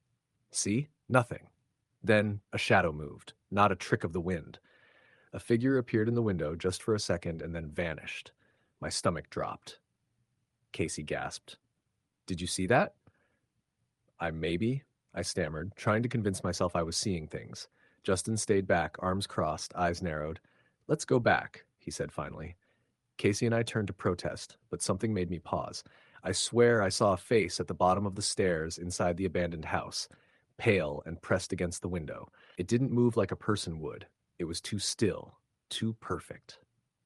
We sprinted back to Casey's house, hearts racing. Once inside, the lights felt too bright, too sudden. We tried to shake it off with a round of jokes, pretending we hadn't just seen something impossible. But the knot in my chest wouldn't go away. We settled back into the blankets, trying to watch another movie, but I couldn't focus. Every creak in the house, every shadow in the corners, felt like the house itself was watching. Casey seemed to feel it too, clutching her blanket tighter than usual. Around 2 a.m., we heard it, a soft tapping, like fingernails against glass. At first, I thought it was the wind, but Casey's window was closed. The tapping grew louder, rhythmic, deliberate. It's just the tree, I whispered, but even as I said it, I knew it wasn't. The sound was too precise. Then we heard footsteps on the roof, heavy, slow, pacing from one end to the other. Casey screamed, and I froze. Justin appeared in the doorway, frowning. It's probably nothing. Go back to bed. But it wasn't nothing. The footsteps stopped directly above us. Silence stretched for a long moment, then came a faint scratching at the window. Casey and I hugged each other, frozen in fear. Justin pulled out his phone and shined the flashlight toward the window. The beam hit nothing, but then something moved in the shadows beyond the yard. A figure, tall, thin, standing in the darkness, watching the house. Not running, not hiding, just standing. And then it turned its head slowly toward us, almost deliberately. I could feel my chest tighten, my lungs struggling to draw air. Casey whispered, "It's outside. Someone is outside." Justin didn't say anything. He just grabbed a baseball bat from the corner and moved to the window. I followed behind him. The figure was gone. The yard was empty. My stomach twisted. We tried to convince ourselves it was a trick of the shadows. Maybe someone walking by, maybe a neighbor's joke. But the tapping and scratching continued intermittently, sometimes at the windows, sometimes on the roof. Every time we thought it had stopped, it would start again. By 3 a.m., we were huddled in Casey's room, every window locked, every light on. I couldn't sleep, even though exhaustion weighed on me like lead. Every little sound made me jump. The house seemed alive, breathing, whispering. At around 4 a.m., the scratching moved downstairs, slowly, methodically along the hallway. Casey and I froze. Justin whispered something about checking it out, but we were too terrified to move. The scratching stopped outside the door, then a slow, deliberate knock. 1, 2, 3. We couldn't respond. I wanted to scream, but my voice refused. The knocking continued, faster, louder, and then silence. Minutes passed. Nothing. I started to convince myself we were imagining things, until a shadow appeared in the hallway outside the bedroom door. Long, thin, and impossibly dark. It didn't move like a human. It just stood there. Casey whimpered, "We have to call someone." My fingers fumbled with my phone, dialing 911. But the call wouldn't connect. No signal. Nothing. Then it moved. Just a slight shift, but enough to make my heart seize. And then it whispered. Not words, just a sound. A sibilant, hiss-like sound that seemed to echo in my skull. My blood ran cold. Suddenly the lights went out. Total darkness. Casey screamed. Justin shouted. I tried to turn on my phone light, but it wouldn't work. The shadow was closer. I could feel its presence, pressing in on us, suffocating, hungry. And then, just as suddenly as it appeared, it vanished. The lights flickered back on. The house was silent. No tapping, no footsteps, no scratching. We didn't speak for hours, just sat huddled together, eyes wide, listening to every sound. When dawn finally broke, the unease hadn't left, but the figure never returned. We ventured downstairs slowly, checking every corner. Nothing, not even footprints outside. Justin insisted it was a prank, someone hiding outside and making noise. But Casey and I knew what we saw, what we felt. Something had been there, watching, waiting. That night changed something in me. Sleepovers were no longer fun. Shadows were no longer harmless. And I never looked at that abandoned house the same way again. Years later, I heard stories of people disappearing near that street. People who claimed to see faces in their windows, hear footsteps on their roofs. No one knew exactly what it was, but I knew. I had felt it. It had come for us that night, and somehow we survived. Somehow, we were lucky. Even now, whenever I hear tapping at a window or scratching in the walls at night, my chest tightens. I know that somewhere, just beyond my sight, it could be waiting again, watching. Story the end. It was the first Friday night of summer vacation, and our group of friends, Emily, Sarah, Jenna, Mike, and me, decided to have a sleepover at Jenna's new house. Jenna had just moved into this old colonial-style house on the outskirts of town, the kind of place where the neighbors were few and the street lights didn't quite reach the edges of the driveway. The house itself had that creaky, slightly musty smell that old houses have, the kind of smell that made you wonder what had happened there decades ago.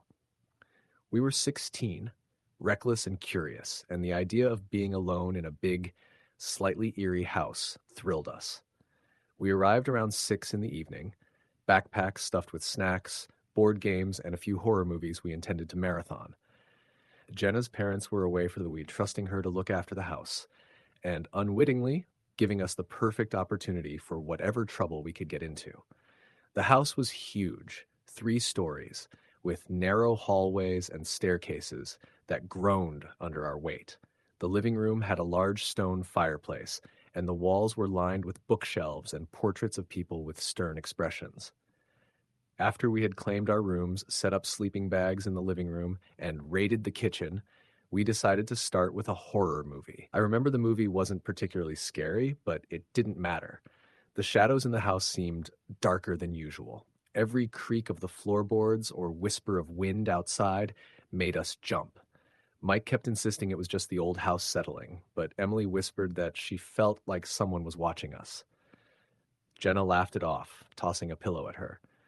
By 10, the movies were done, and we were sitting in a circle on the living room floor, the only light coming from a single floor lamp. That's when Sarah suggested we play Bloody Mary, an idea that should have been a warning sign right there. None of us had done it before, but the thrill of it sounded fun. We drew the bathroom door, and all 5 of us squeezed into the tiny, dimly lit bathroom on the second floor. The mirror was old, foggy, and streaked from years of cleaning.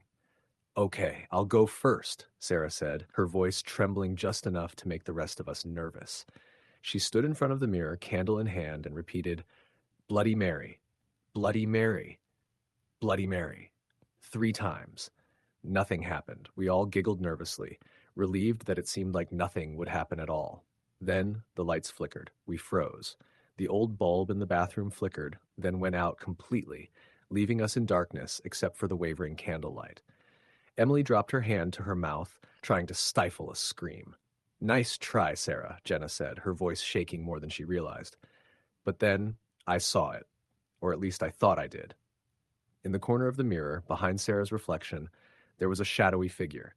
It wasn't completely human, just a vague silhouette, but it was there, standing perfectly still. I blinked, trying to convince myself it was just a trick of the light. When I looked again, it was closer. "Do you guys see that?" I whispered. All 5 of us crowded to look into the mirror, but it was gone. The bathroom light came back on suddenly, and the candle flickered out. We laughed nervously, telling ourselves it was just our imaginations, but none of us felt comfortable in that bathroom anymore. We decided to go back to the living room, though the unease stayed with us. We tried to move on, playing board games and telling stories, but the house seemed off. Every time we went up the stairs, the sound of footsteps echoed behind us. Sometimes we would hear whispers, but when we turned to look, no one was there. Mike swore he saw a figure in the hallway, a person in a long dark coat just standing at the top of the stairs. But when we ran to check, the hallway was empty.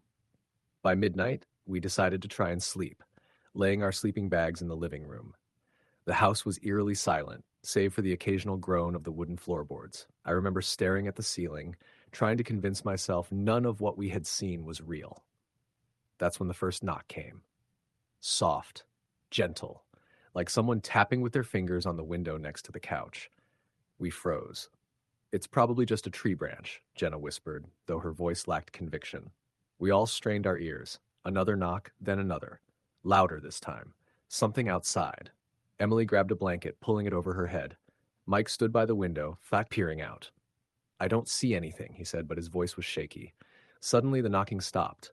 The silence that followed was heavier, suffocating almost.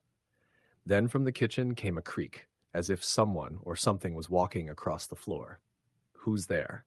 I called out, trying to keep my voice steady. No answer.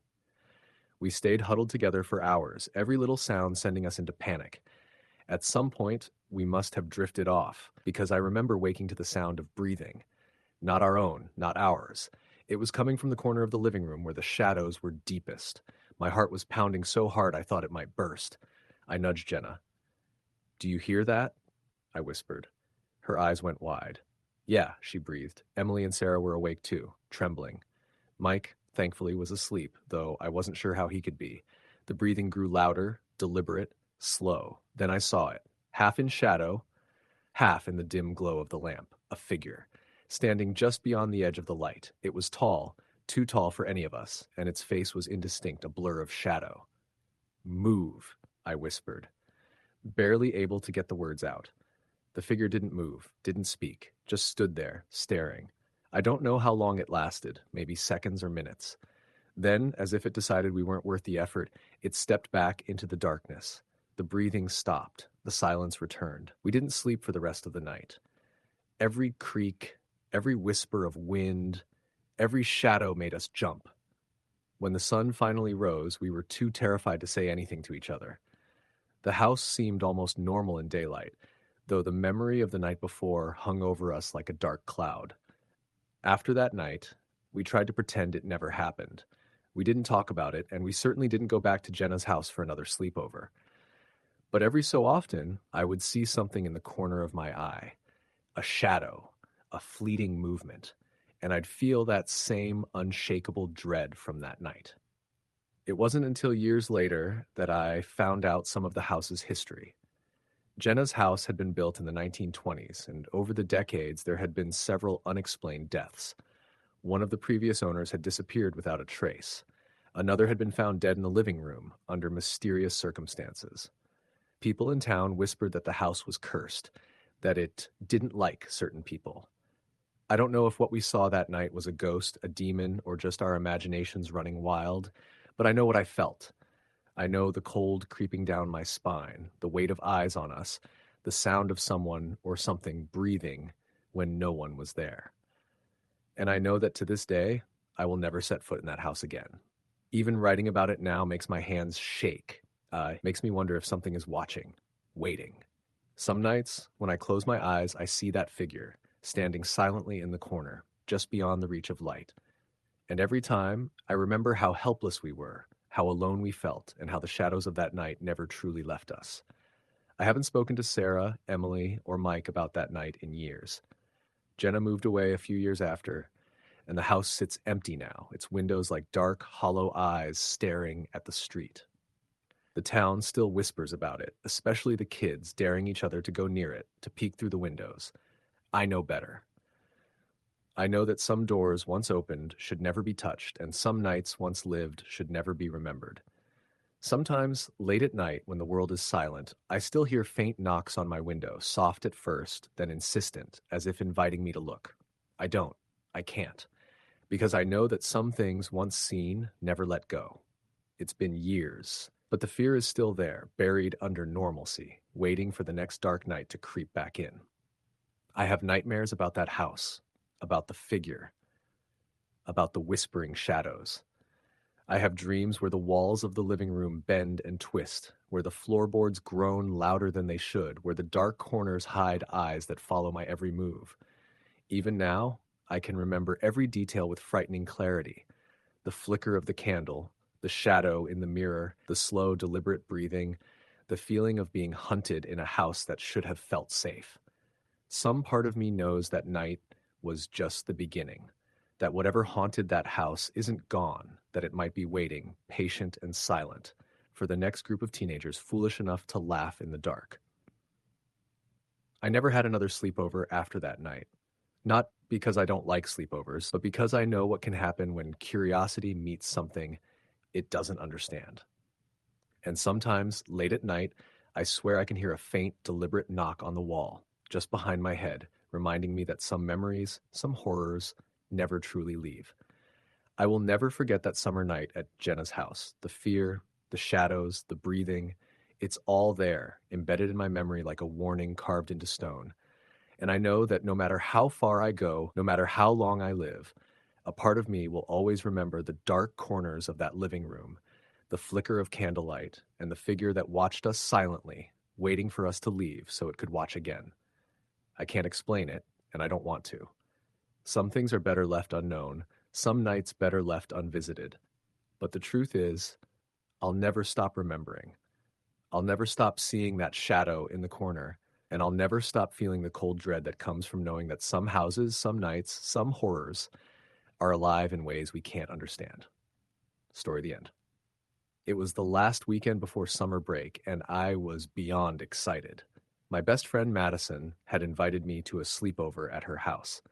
Her parents were gone for the weekend, a rare opportunity for the two of us to stay up all night, binge movies, eat junk food, and talk about everything we had never said in school. I packed my overnight bag with all the essentials: pajamas, toothbrush, some snacks, and my phone, though I had a feeling we wouldn't even care about social media. Madison's house was in a quiet suburb of Ohio.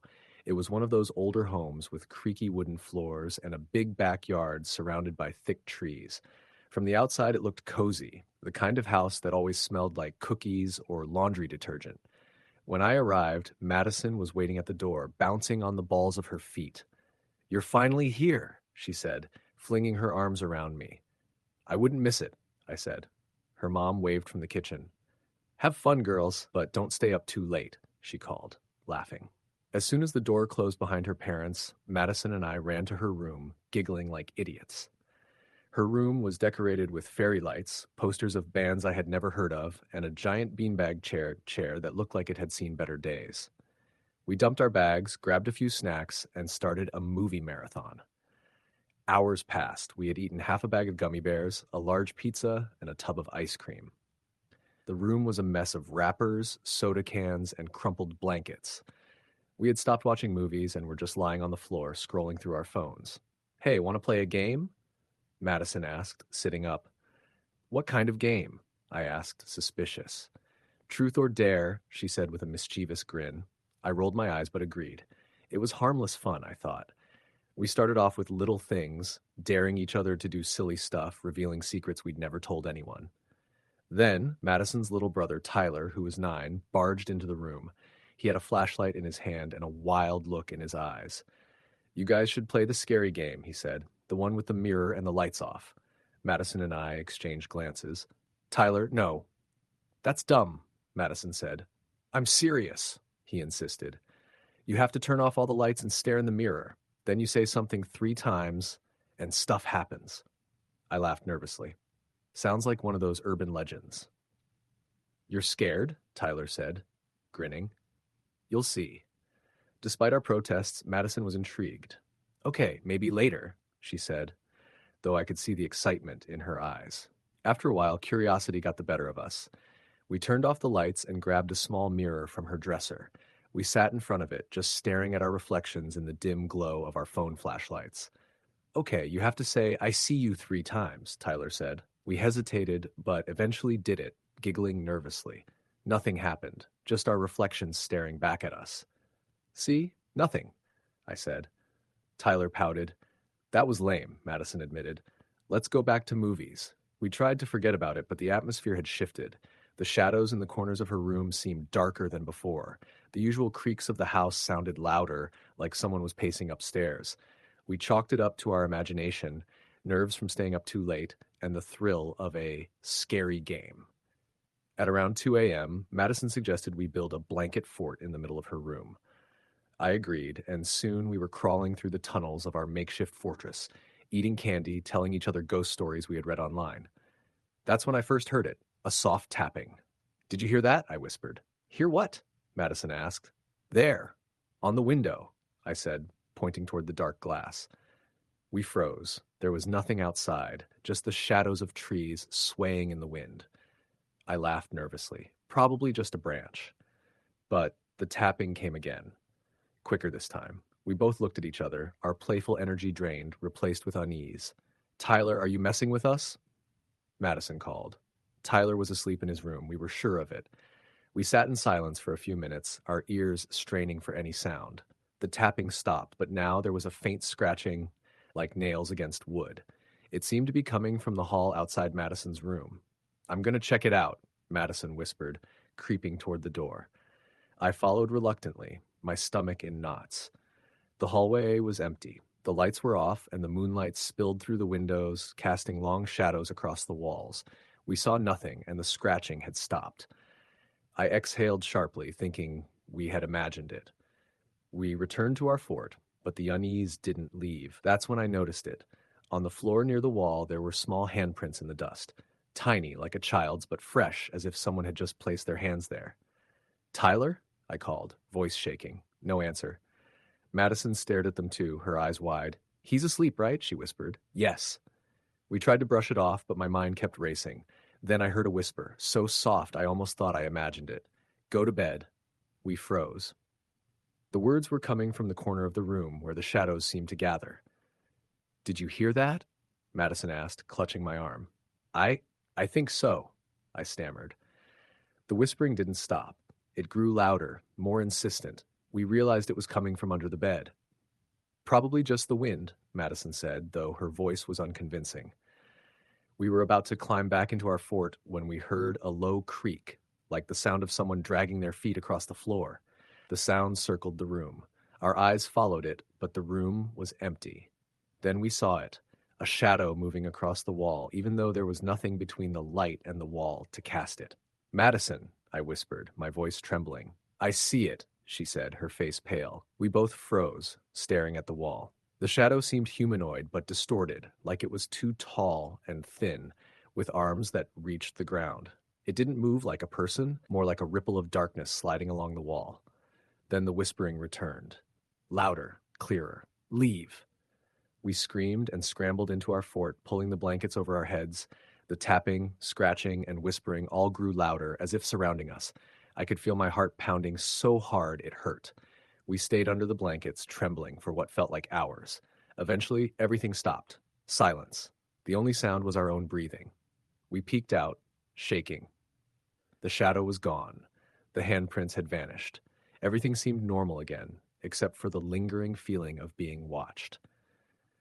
We didn't sleep. We sat in the fort until the first light of dawn. When Madison's parents returned later that morning, we tried to tell them what happened. Her mom laughed. "Girls, you stayed up too late. You probably just had a nightmare." We didn't argue. There was no proof, and I wasn't sure I wanted there to be. But I couldn't shake the feeling that something had been in that room with us that night. Years later, I learned that the house had a history. Decades ago, a little girl had died in her bedroom under mysterious circumstances. The police never solved the case. Madison's parents had known about it, but never mentioned it. I don't know if it was her ghost, something darker, or just a trick of my imagination fueled by adrenaline and lack of sleep. But I know what I saw. I know what I felt. Every time I think about that sleepover, I remember the whispering, the shadow, and the handprints that appeared out of nowhere.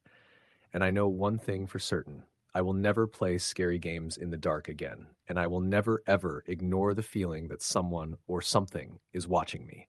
Even now, years later, I remember the cold dread that settled over us, the impossibility of escaping it, and the way the house seemed to breathe around us. Madison and I tried to laugh it off afterward, but there was no pretending we hadn't seen something that night. Sleepovers are supposed to be fun, safe, and silly, but that night, ours turned into something else entirely, something that didn't belong in the daylight world we were used to. And though we left that house the next morning, I carried the memory with me, the sense that some doors should never be opened, some shadows should never be stared at, and some games should never be played. Even typing this now, I feel the shiver creeping up my spine because deep down, I know I will never truly escape that night. And sometimes, just sometimes, I swear I still hear the whispering when the world is quiet and the shadows begin to stretch a little too long. Story, the end. It started like most sleepovers do. The living room was cluttered with sleeping bags, snacks, and the faint smell of body spray and popcorn. I had been at Rachel's house dozens of times, but that night felt different from the very beginning. Maybe it was the way her parents had been unusually quiet as they left for a weekend trip, or maybe it was just my imagination. Either way, something in the house felt off. Rachel and I were 13, but we invited two other friends, Jenny and Sam. We'd planned the sleepover for weeks, excited about movies, junk food, and staying up way past our bedtimes. Rachel's house was a two-story suburban home, the kind with a huge, dark backyard, a long driveway, and a forest that started just behind the fence. Everyone's parents said it was safe, but I'd always felt a little nervous about that forest. There was something about the shadows between the trees that made my stomach twist, even in the middle of the day. We started with movies, the usual horror flicks, because we thought we were braver than we actually were. We laughed at the fake scares, throwing popcorn at each other, daring each other to watch the screen when a shadowy figure appeared. As the night went on, though, I noticed small things that didn't add up. At first, it was just the sounds. Rachel's house creaks and groans sometimes. I could hear footsteps upstairs when I knew no one was up there. I tried to brush it off, telling myself it was Sam and Jenny exploring or my imagination. But the steps kept coming, slow and deliberate, like someone pacing. I mentioned it quietly, and Rachel laughed it off. "It's the house settling, dumbass. Stop freaking out." Jenny and Sam nodded, pretending to agree. I felt a knot tighten my chest, but I tried to ignore it. Later, during a game of Truth or Dare, we dared each other to explore the basement. Rachel's parents had warned us not to go down there, but we thought it would be thrilling. The basement was dark, musty, and smelled like old wood and mildew. The single bulb hanging from the ceiling flickered as we crept down. I don't know why, but I felt instantly cold, like the air sucked the warmth from my skin. Halfway across the basement, I saw it. At first, I thought it was a shadow on the wall, but then I realized it was a figure. A man, or something like a man, standing perfectly still by the corner. My stomach dropped. I blinked, and he was gone. I tried to tell the others, but they laughed, saying I was imagining things. Still, the air felt thick, heavy, and suffocating. We didn't stay long. We scrambled upstairs, hearts pounding. Back in the living room, we tried to distract ourselves with movies and snacks, but the tension was there, lingering, crawling under my skin. Around midnight, we played flashlight tag in the dark, daring each other to run from room to room. I kept feeling like something was following me, just out of sight, always at the edge of the light. When I turned quickly, there was nothing there, but the sense of being watched never left. Then the whispering started.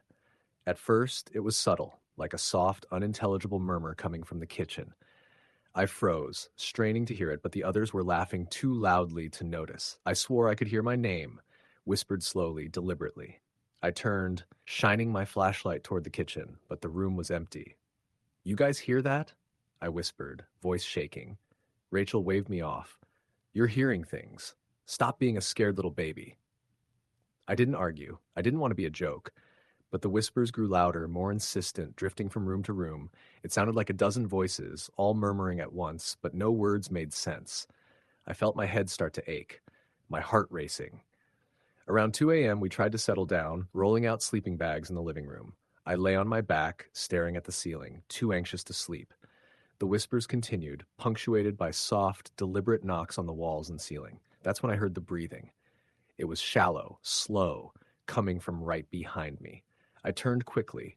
Nobody was there. My friends were all passed out, or pretending to be. I tried to calm myself, telling myself it was the house again. Maybe a raccoon in the attic. Maybe just nerves. Then I heard Rachel screaming. I bolted upright, heart hammering. Rachel was sitting up in her sleeping bag, pointing toward the corner of the living room. "There's someone in the corner! I saw him!" We all froze, staring at the dark corner. I thought I saw a shadow flicker, then vanish. Jenny grabbed my arm, whispering that we needed to get out of the house. Sam, pale and shaking, agreed. We tiptoed to the front door. That's when the power went out. The house plunged into darkness, and the temperature dropped dramatically. Our flashlights barely cut through the black. Then came the sound, soft, dragging footsteps from the hallway. Slow, deliberate. They weren't ours. I swear I could hear breathing now, close enough to feel on the back of my neck.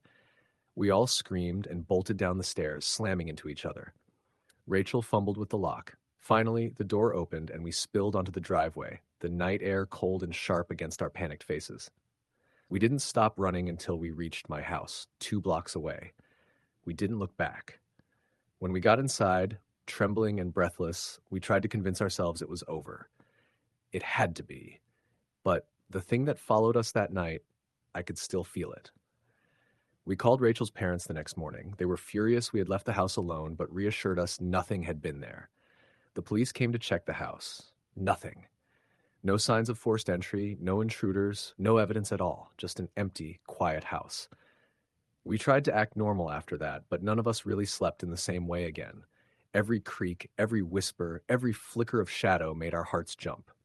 Weeks later, Rachel confessed something to me. She had seen the same figure in her basement a few times before for the sleepover. Her parents never believed her.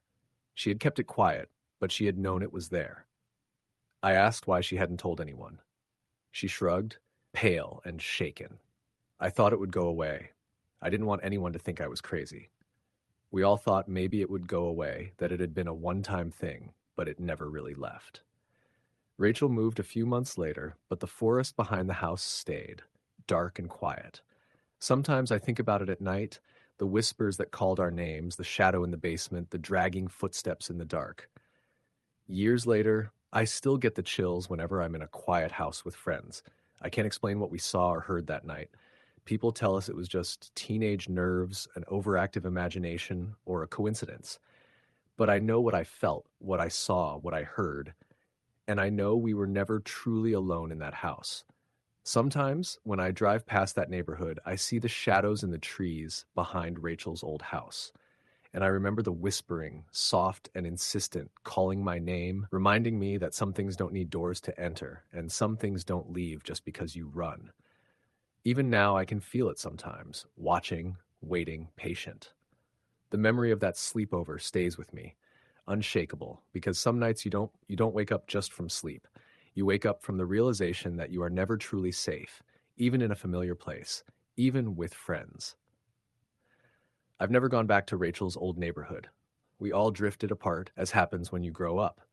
But the memory of that night binds us in silence. None of us speak about it openly.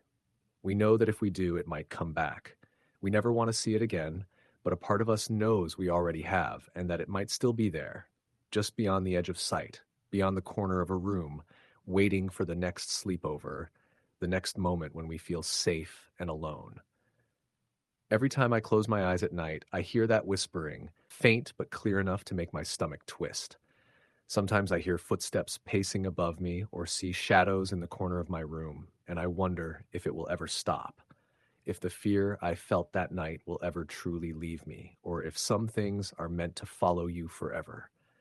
I'll never forget the cold in the basement, the figure that vanished before our eyes, the dragging footsteps and the whispers. I'll never forget the way our laughter turned to panic in seconds, or the way the world seemed to shrink down to that living room filled with darkness, fear, and something unexplainable. Sleepovers are supposed to be fun, a way to bond with friends, a time to tell silly stories and stay up late. That night, ours became something else. Something that reminded us that the world is not as safe as it seems, that houses are not always empty, and that some shadows exist for reasons we can't understand. Even now, I tell myself it's just a story, that nothing happened beyond our imagination. But I know the truth. I felt it, I saw it, I ran from it. And I know that somewhere it's still there, waiting for the next time someone dares to stay over and thinks they are safe. Sleepovers will never be the same for me. And I know, deep down, they never will be. Story the end. It started out like any other Friday night in the small suburban town of Millwood, Ohio. My best friends, Lindsay, Carla, and me, had been planning this sleepover for weeks. We were all 16 at the time, way too old for the pillow fights and childish games that had characterized our sleepovers when we were younger, but somehow the thrill of staying up all night without our parents' supervision still felt intoxicating. Lindsay's parents were away for the weekend, which meant we had the house entirely to ourselves, and she had promised a marathon of scary movies and junk food that would last until the early hours of the morning. We were practically vibrating with excitement when I got there around 6 in the evening. The house was your average two-story, white-paneled suburban home with a backyard that ended at a thin line of woods. Nothing particularly creepy about it. Lindsay's mom had left detailed instructions on the fridge about rules. Don't go outside after dark. Lock the doors. No one over 16 in the house except you girls. Of course, rules were practically a dare when you were 16, but we were too busy unpacking our sleeping bags, pillows, and snacks to worry too much. I remember feeling a flutter in my stomach that night, a mix of excitement and some unidentifiable anxiety. At the time, I chalked it up to just being excited for the night ahead. We started with movies, classics like The Ring, Paranormal Activity, and It Follows, while sprawled across the living room floor on blankets, our phones off to the side. By 10 o'clock, the house had settled into a quiet rhythm, the occasional crunch of chips or slurp of soda breaking the silence. Then Lindsay suggested we tell ghost stories. It was Carla's idea to make them real, though, to tell true stories that had actually happened to us. I felt a little uneasy, but I was too wrapped up in the camaraderie of it all to say no. We dimmed the lights, lit a couple of candles in the center of the room, and started. Carla went first, telling a story about her older brother's college apartment that was supposedly haunted by a figure in the hallway at night. We all laughed nervously. Then Lindsay told a story about her great-grandmother's house, where strange knocks would echo through the empty rooms. I went last, telling a story that wasn't really mine. I borrowed it from a YouTube video I'd seen earlier that week. Nothing truly terrifying happened, but by the time we were done, there was a heavy, almost tangible tension in the room. We joked about being scared and rolled our eyes, but the flickering candlelight and shadows seemed to make the stories linger in the air. Around midnight, we decided to take a break from the spooky stories and play video games in the basement. Lindsay's basement was finished with a big screen TV, a couch, and a small fridge stocked with soda. The basement had a weirdly oppressive feeling even during the day, but at night, with only the flickering TV and dim overhead light, it felt like another world. We played until the early hours of the morning, laughing and shouting at each other through intense rounds of Mario Kart. That's when I first noticed it, the faintest creak from upstairs, like someone was walking across the floorboards. I froze mid-laugh, listening. Lindsay and Carla were too focused on the game to notice, and the sound stopped after a few seconds. I chalked it up to the house settling. Old houses do that. By around 2 a.m., we decided to set up our sleeping bags in the living room. Lindsay insisted on moving the TV and blankets to the corner, creating a little fort with the furniture. We were all tired, and after a few minutes of chatting about school and stupid crushes, we began drifting off. I remember hearing a soft thump near the back door. At first, I thought it was one of the cats Lindsay's family had. They were rambunctious and liked to jump on furniture. But then I remembered that Lindsay didn't have any cats. My heart started beating faster, but I tried to ignore it. It was around 3 a.m. When things started to get truly unsettling. I woke up because of a strange, wet, dragging sound coming from somewhere in the house. I wasn't sure what it was, but it sounded like someone or something was dragging a heavy object across the floor. I nudged Carla and Lindsay, whispering to them, but they didn't wake up. I debated whether to get up and investigate. Part of me screamed to run and hide, but another part, fueled by stubborn teenage curiosity, convinced me to at least peek toward the hallway. I slid out of my sleeping bag slowly, careful not to make a sound. The living room was dark, except for the faint light from the street lamp outside filtering through the blinds. I took a step toward the hallway, and that's when I heard it again. The dragging sound, closer now, almost deliberate. My stomach sank. It didn't sound like a cat, a raccoon, or even a raccoon-sized object. It was too methodical, too rhythmic. I held my breath and peered into the darkness. That's when I saw it, a shadow moving across the far wall at the end of the hallway. Not a normal shadow, like from a lamp or a passing car, but a distorted, amorphous blackness that seemed to absorb the light around it. I froze, unable to breathe. My mind was racing. Maybe it was a trick of my tired eyes, maybe my imagination, but the sound of dragging continued, closer and closer, until it stopped right outside the living room doorway. I could feel my chest tighten, panic rising. The thing didn't move for a moment, it just seemed to hover. And then, very slowly, the shadow stretched itself upward as if it were trying to make itself taller, more imposing. I wanted to scream, but no sound came out. Suddenly, there was a knock. A deliberate, slow knock at the front door. Only one knock, and it echoed like it had been amplified. The kind of knock you hear in movies just before something horrible happens. My eyes darted to the other side of the living room, to the glass of the front door, and for a brief second, I thought I saw a figure outside. Tall, dark, motionless. I couldn't tell if it was real, but it didn't seem human. My heart was hammering so loudly I was sure the others could hear it. I tried shaking Lindsay awake, whispering harshly for her to wake up, but she groaned and turned over, still asleep. I whispered to Carla, who eventually stirred. At first, she thought I was joking, but when I pulled her toward the hallway to see the shadow, her face went pale. We both froze.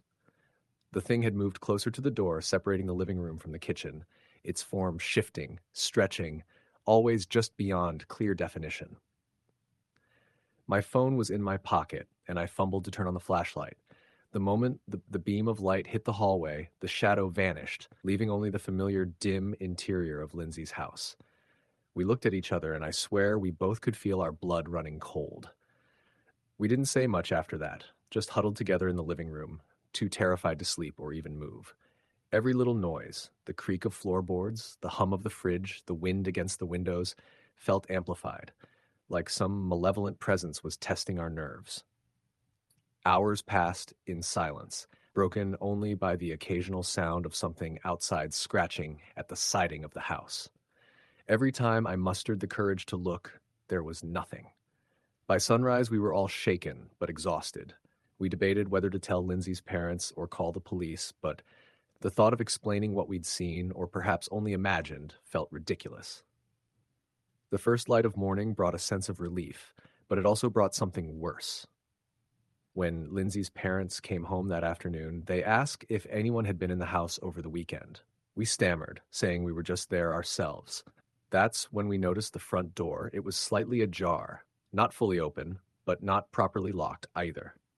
We all knew we had locked it before the night started. No one ever explained it. There were no footprints, no forced entry, nothing. We never spoke about the incident again, but something about that night stayed with me.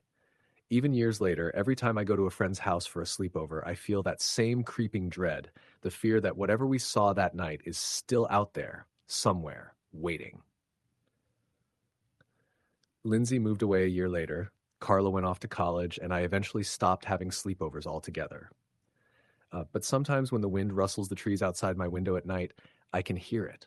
The faint sound of dragging, slow, deliberate, just outside the door. It's funny how a house can feel empty and safe during the day, and yet at night, every shadow, every sound seems to take on a life of its own. That night in Lindsay's living room, we weren't alone. Something else was there, something patient, something that wanted to watch us, maybe even wait for the right moment. We never saw it in full, never understood it, but I know what I felt: terror, pure and unrelenting. And even as I write this years later, I can feel it like a weight pressing down just beyond the edge of perception, reminding me that some things don't belong in the light, and some nights are best left unremembered. Story the end.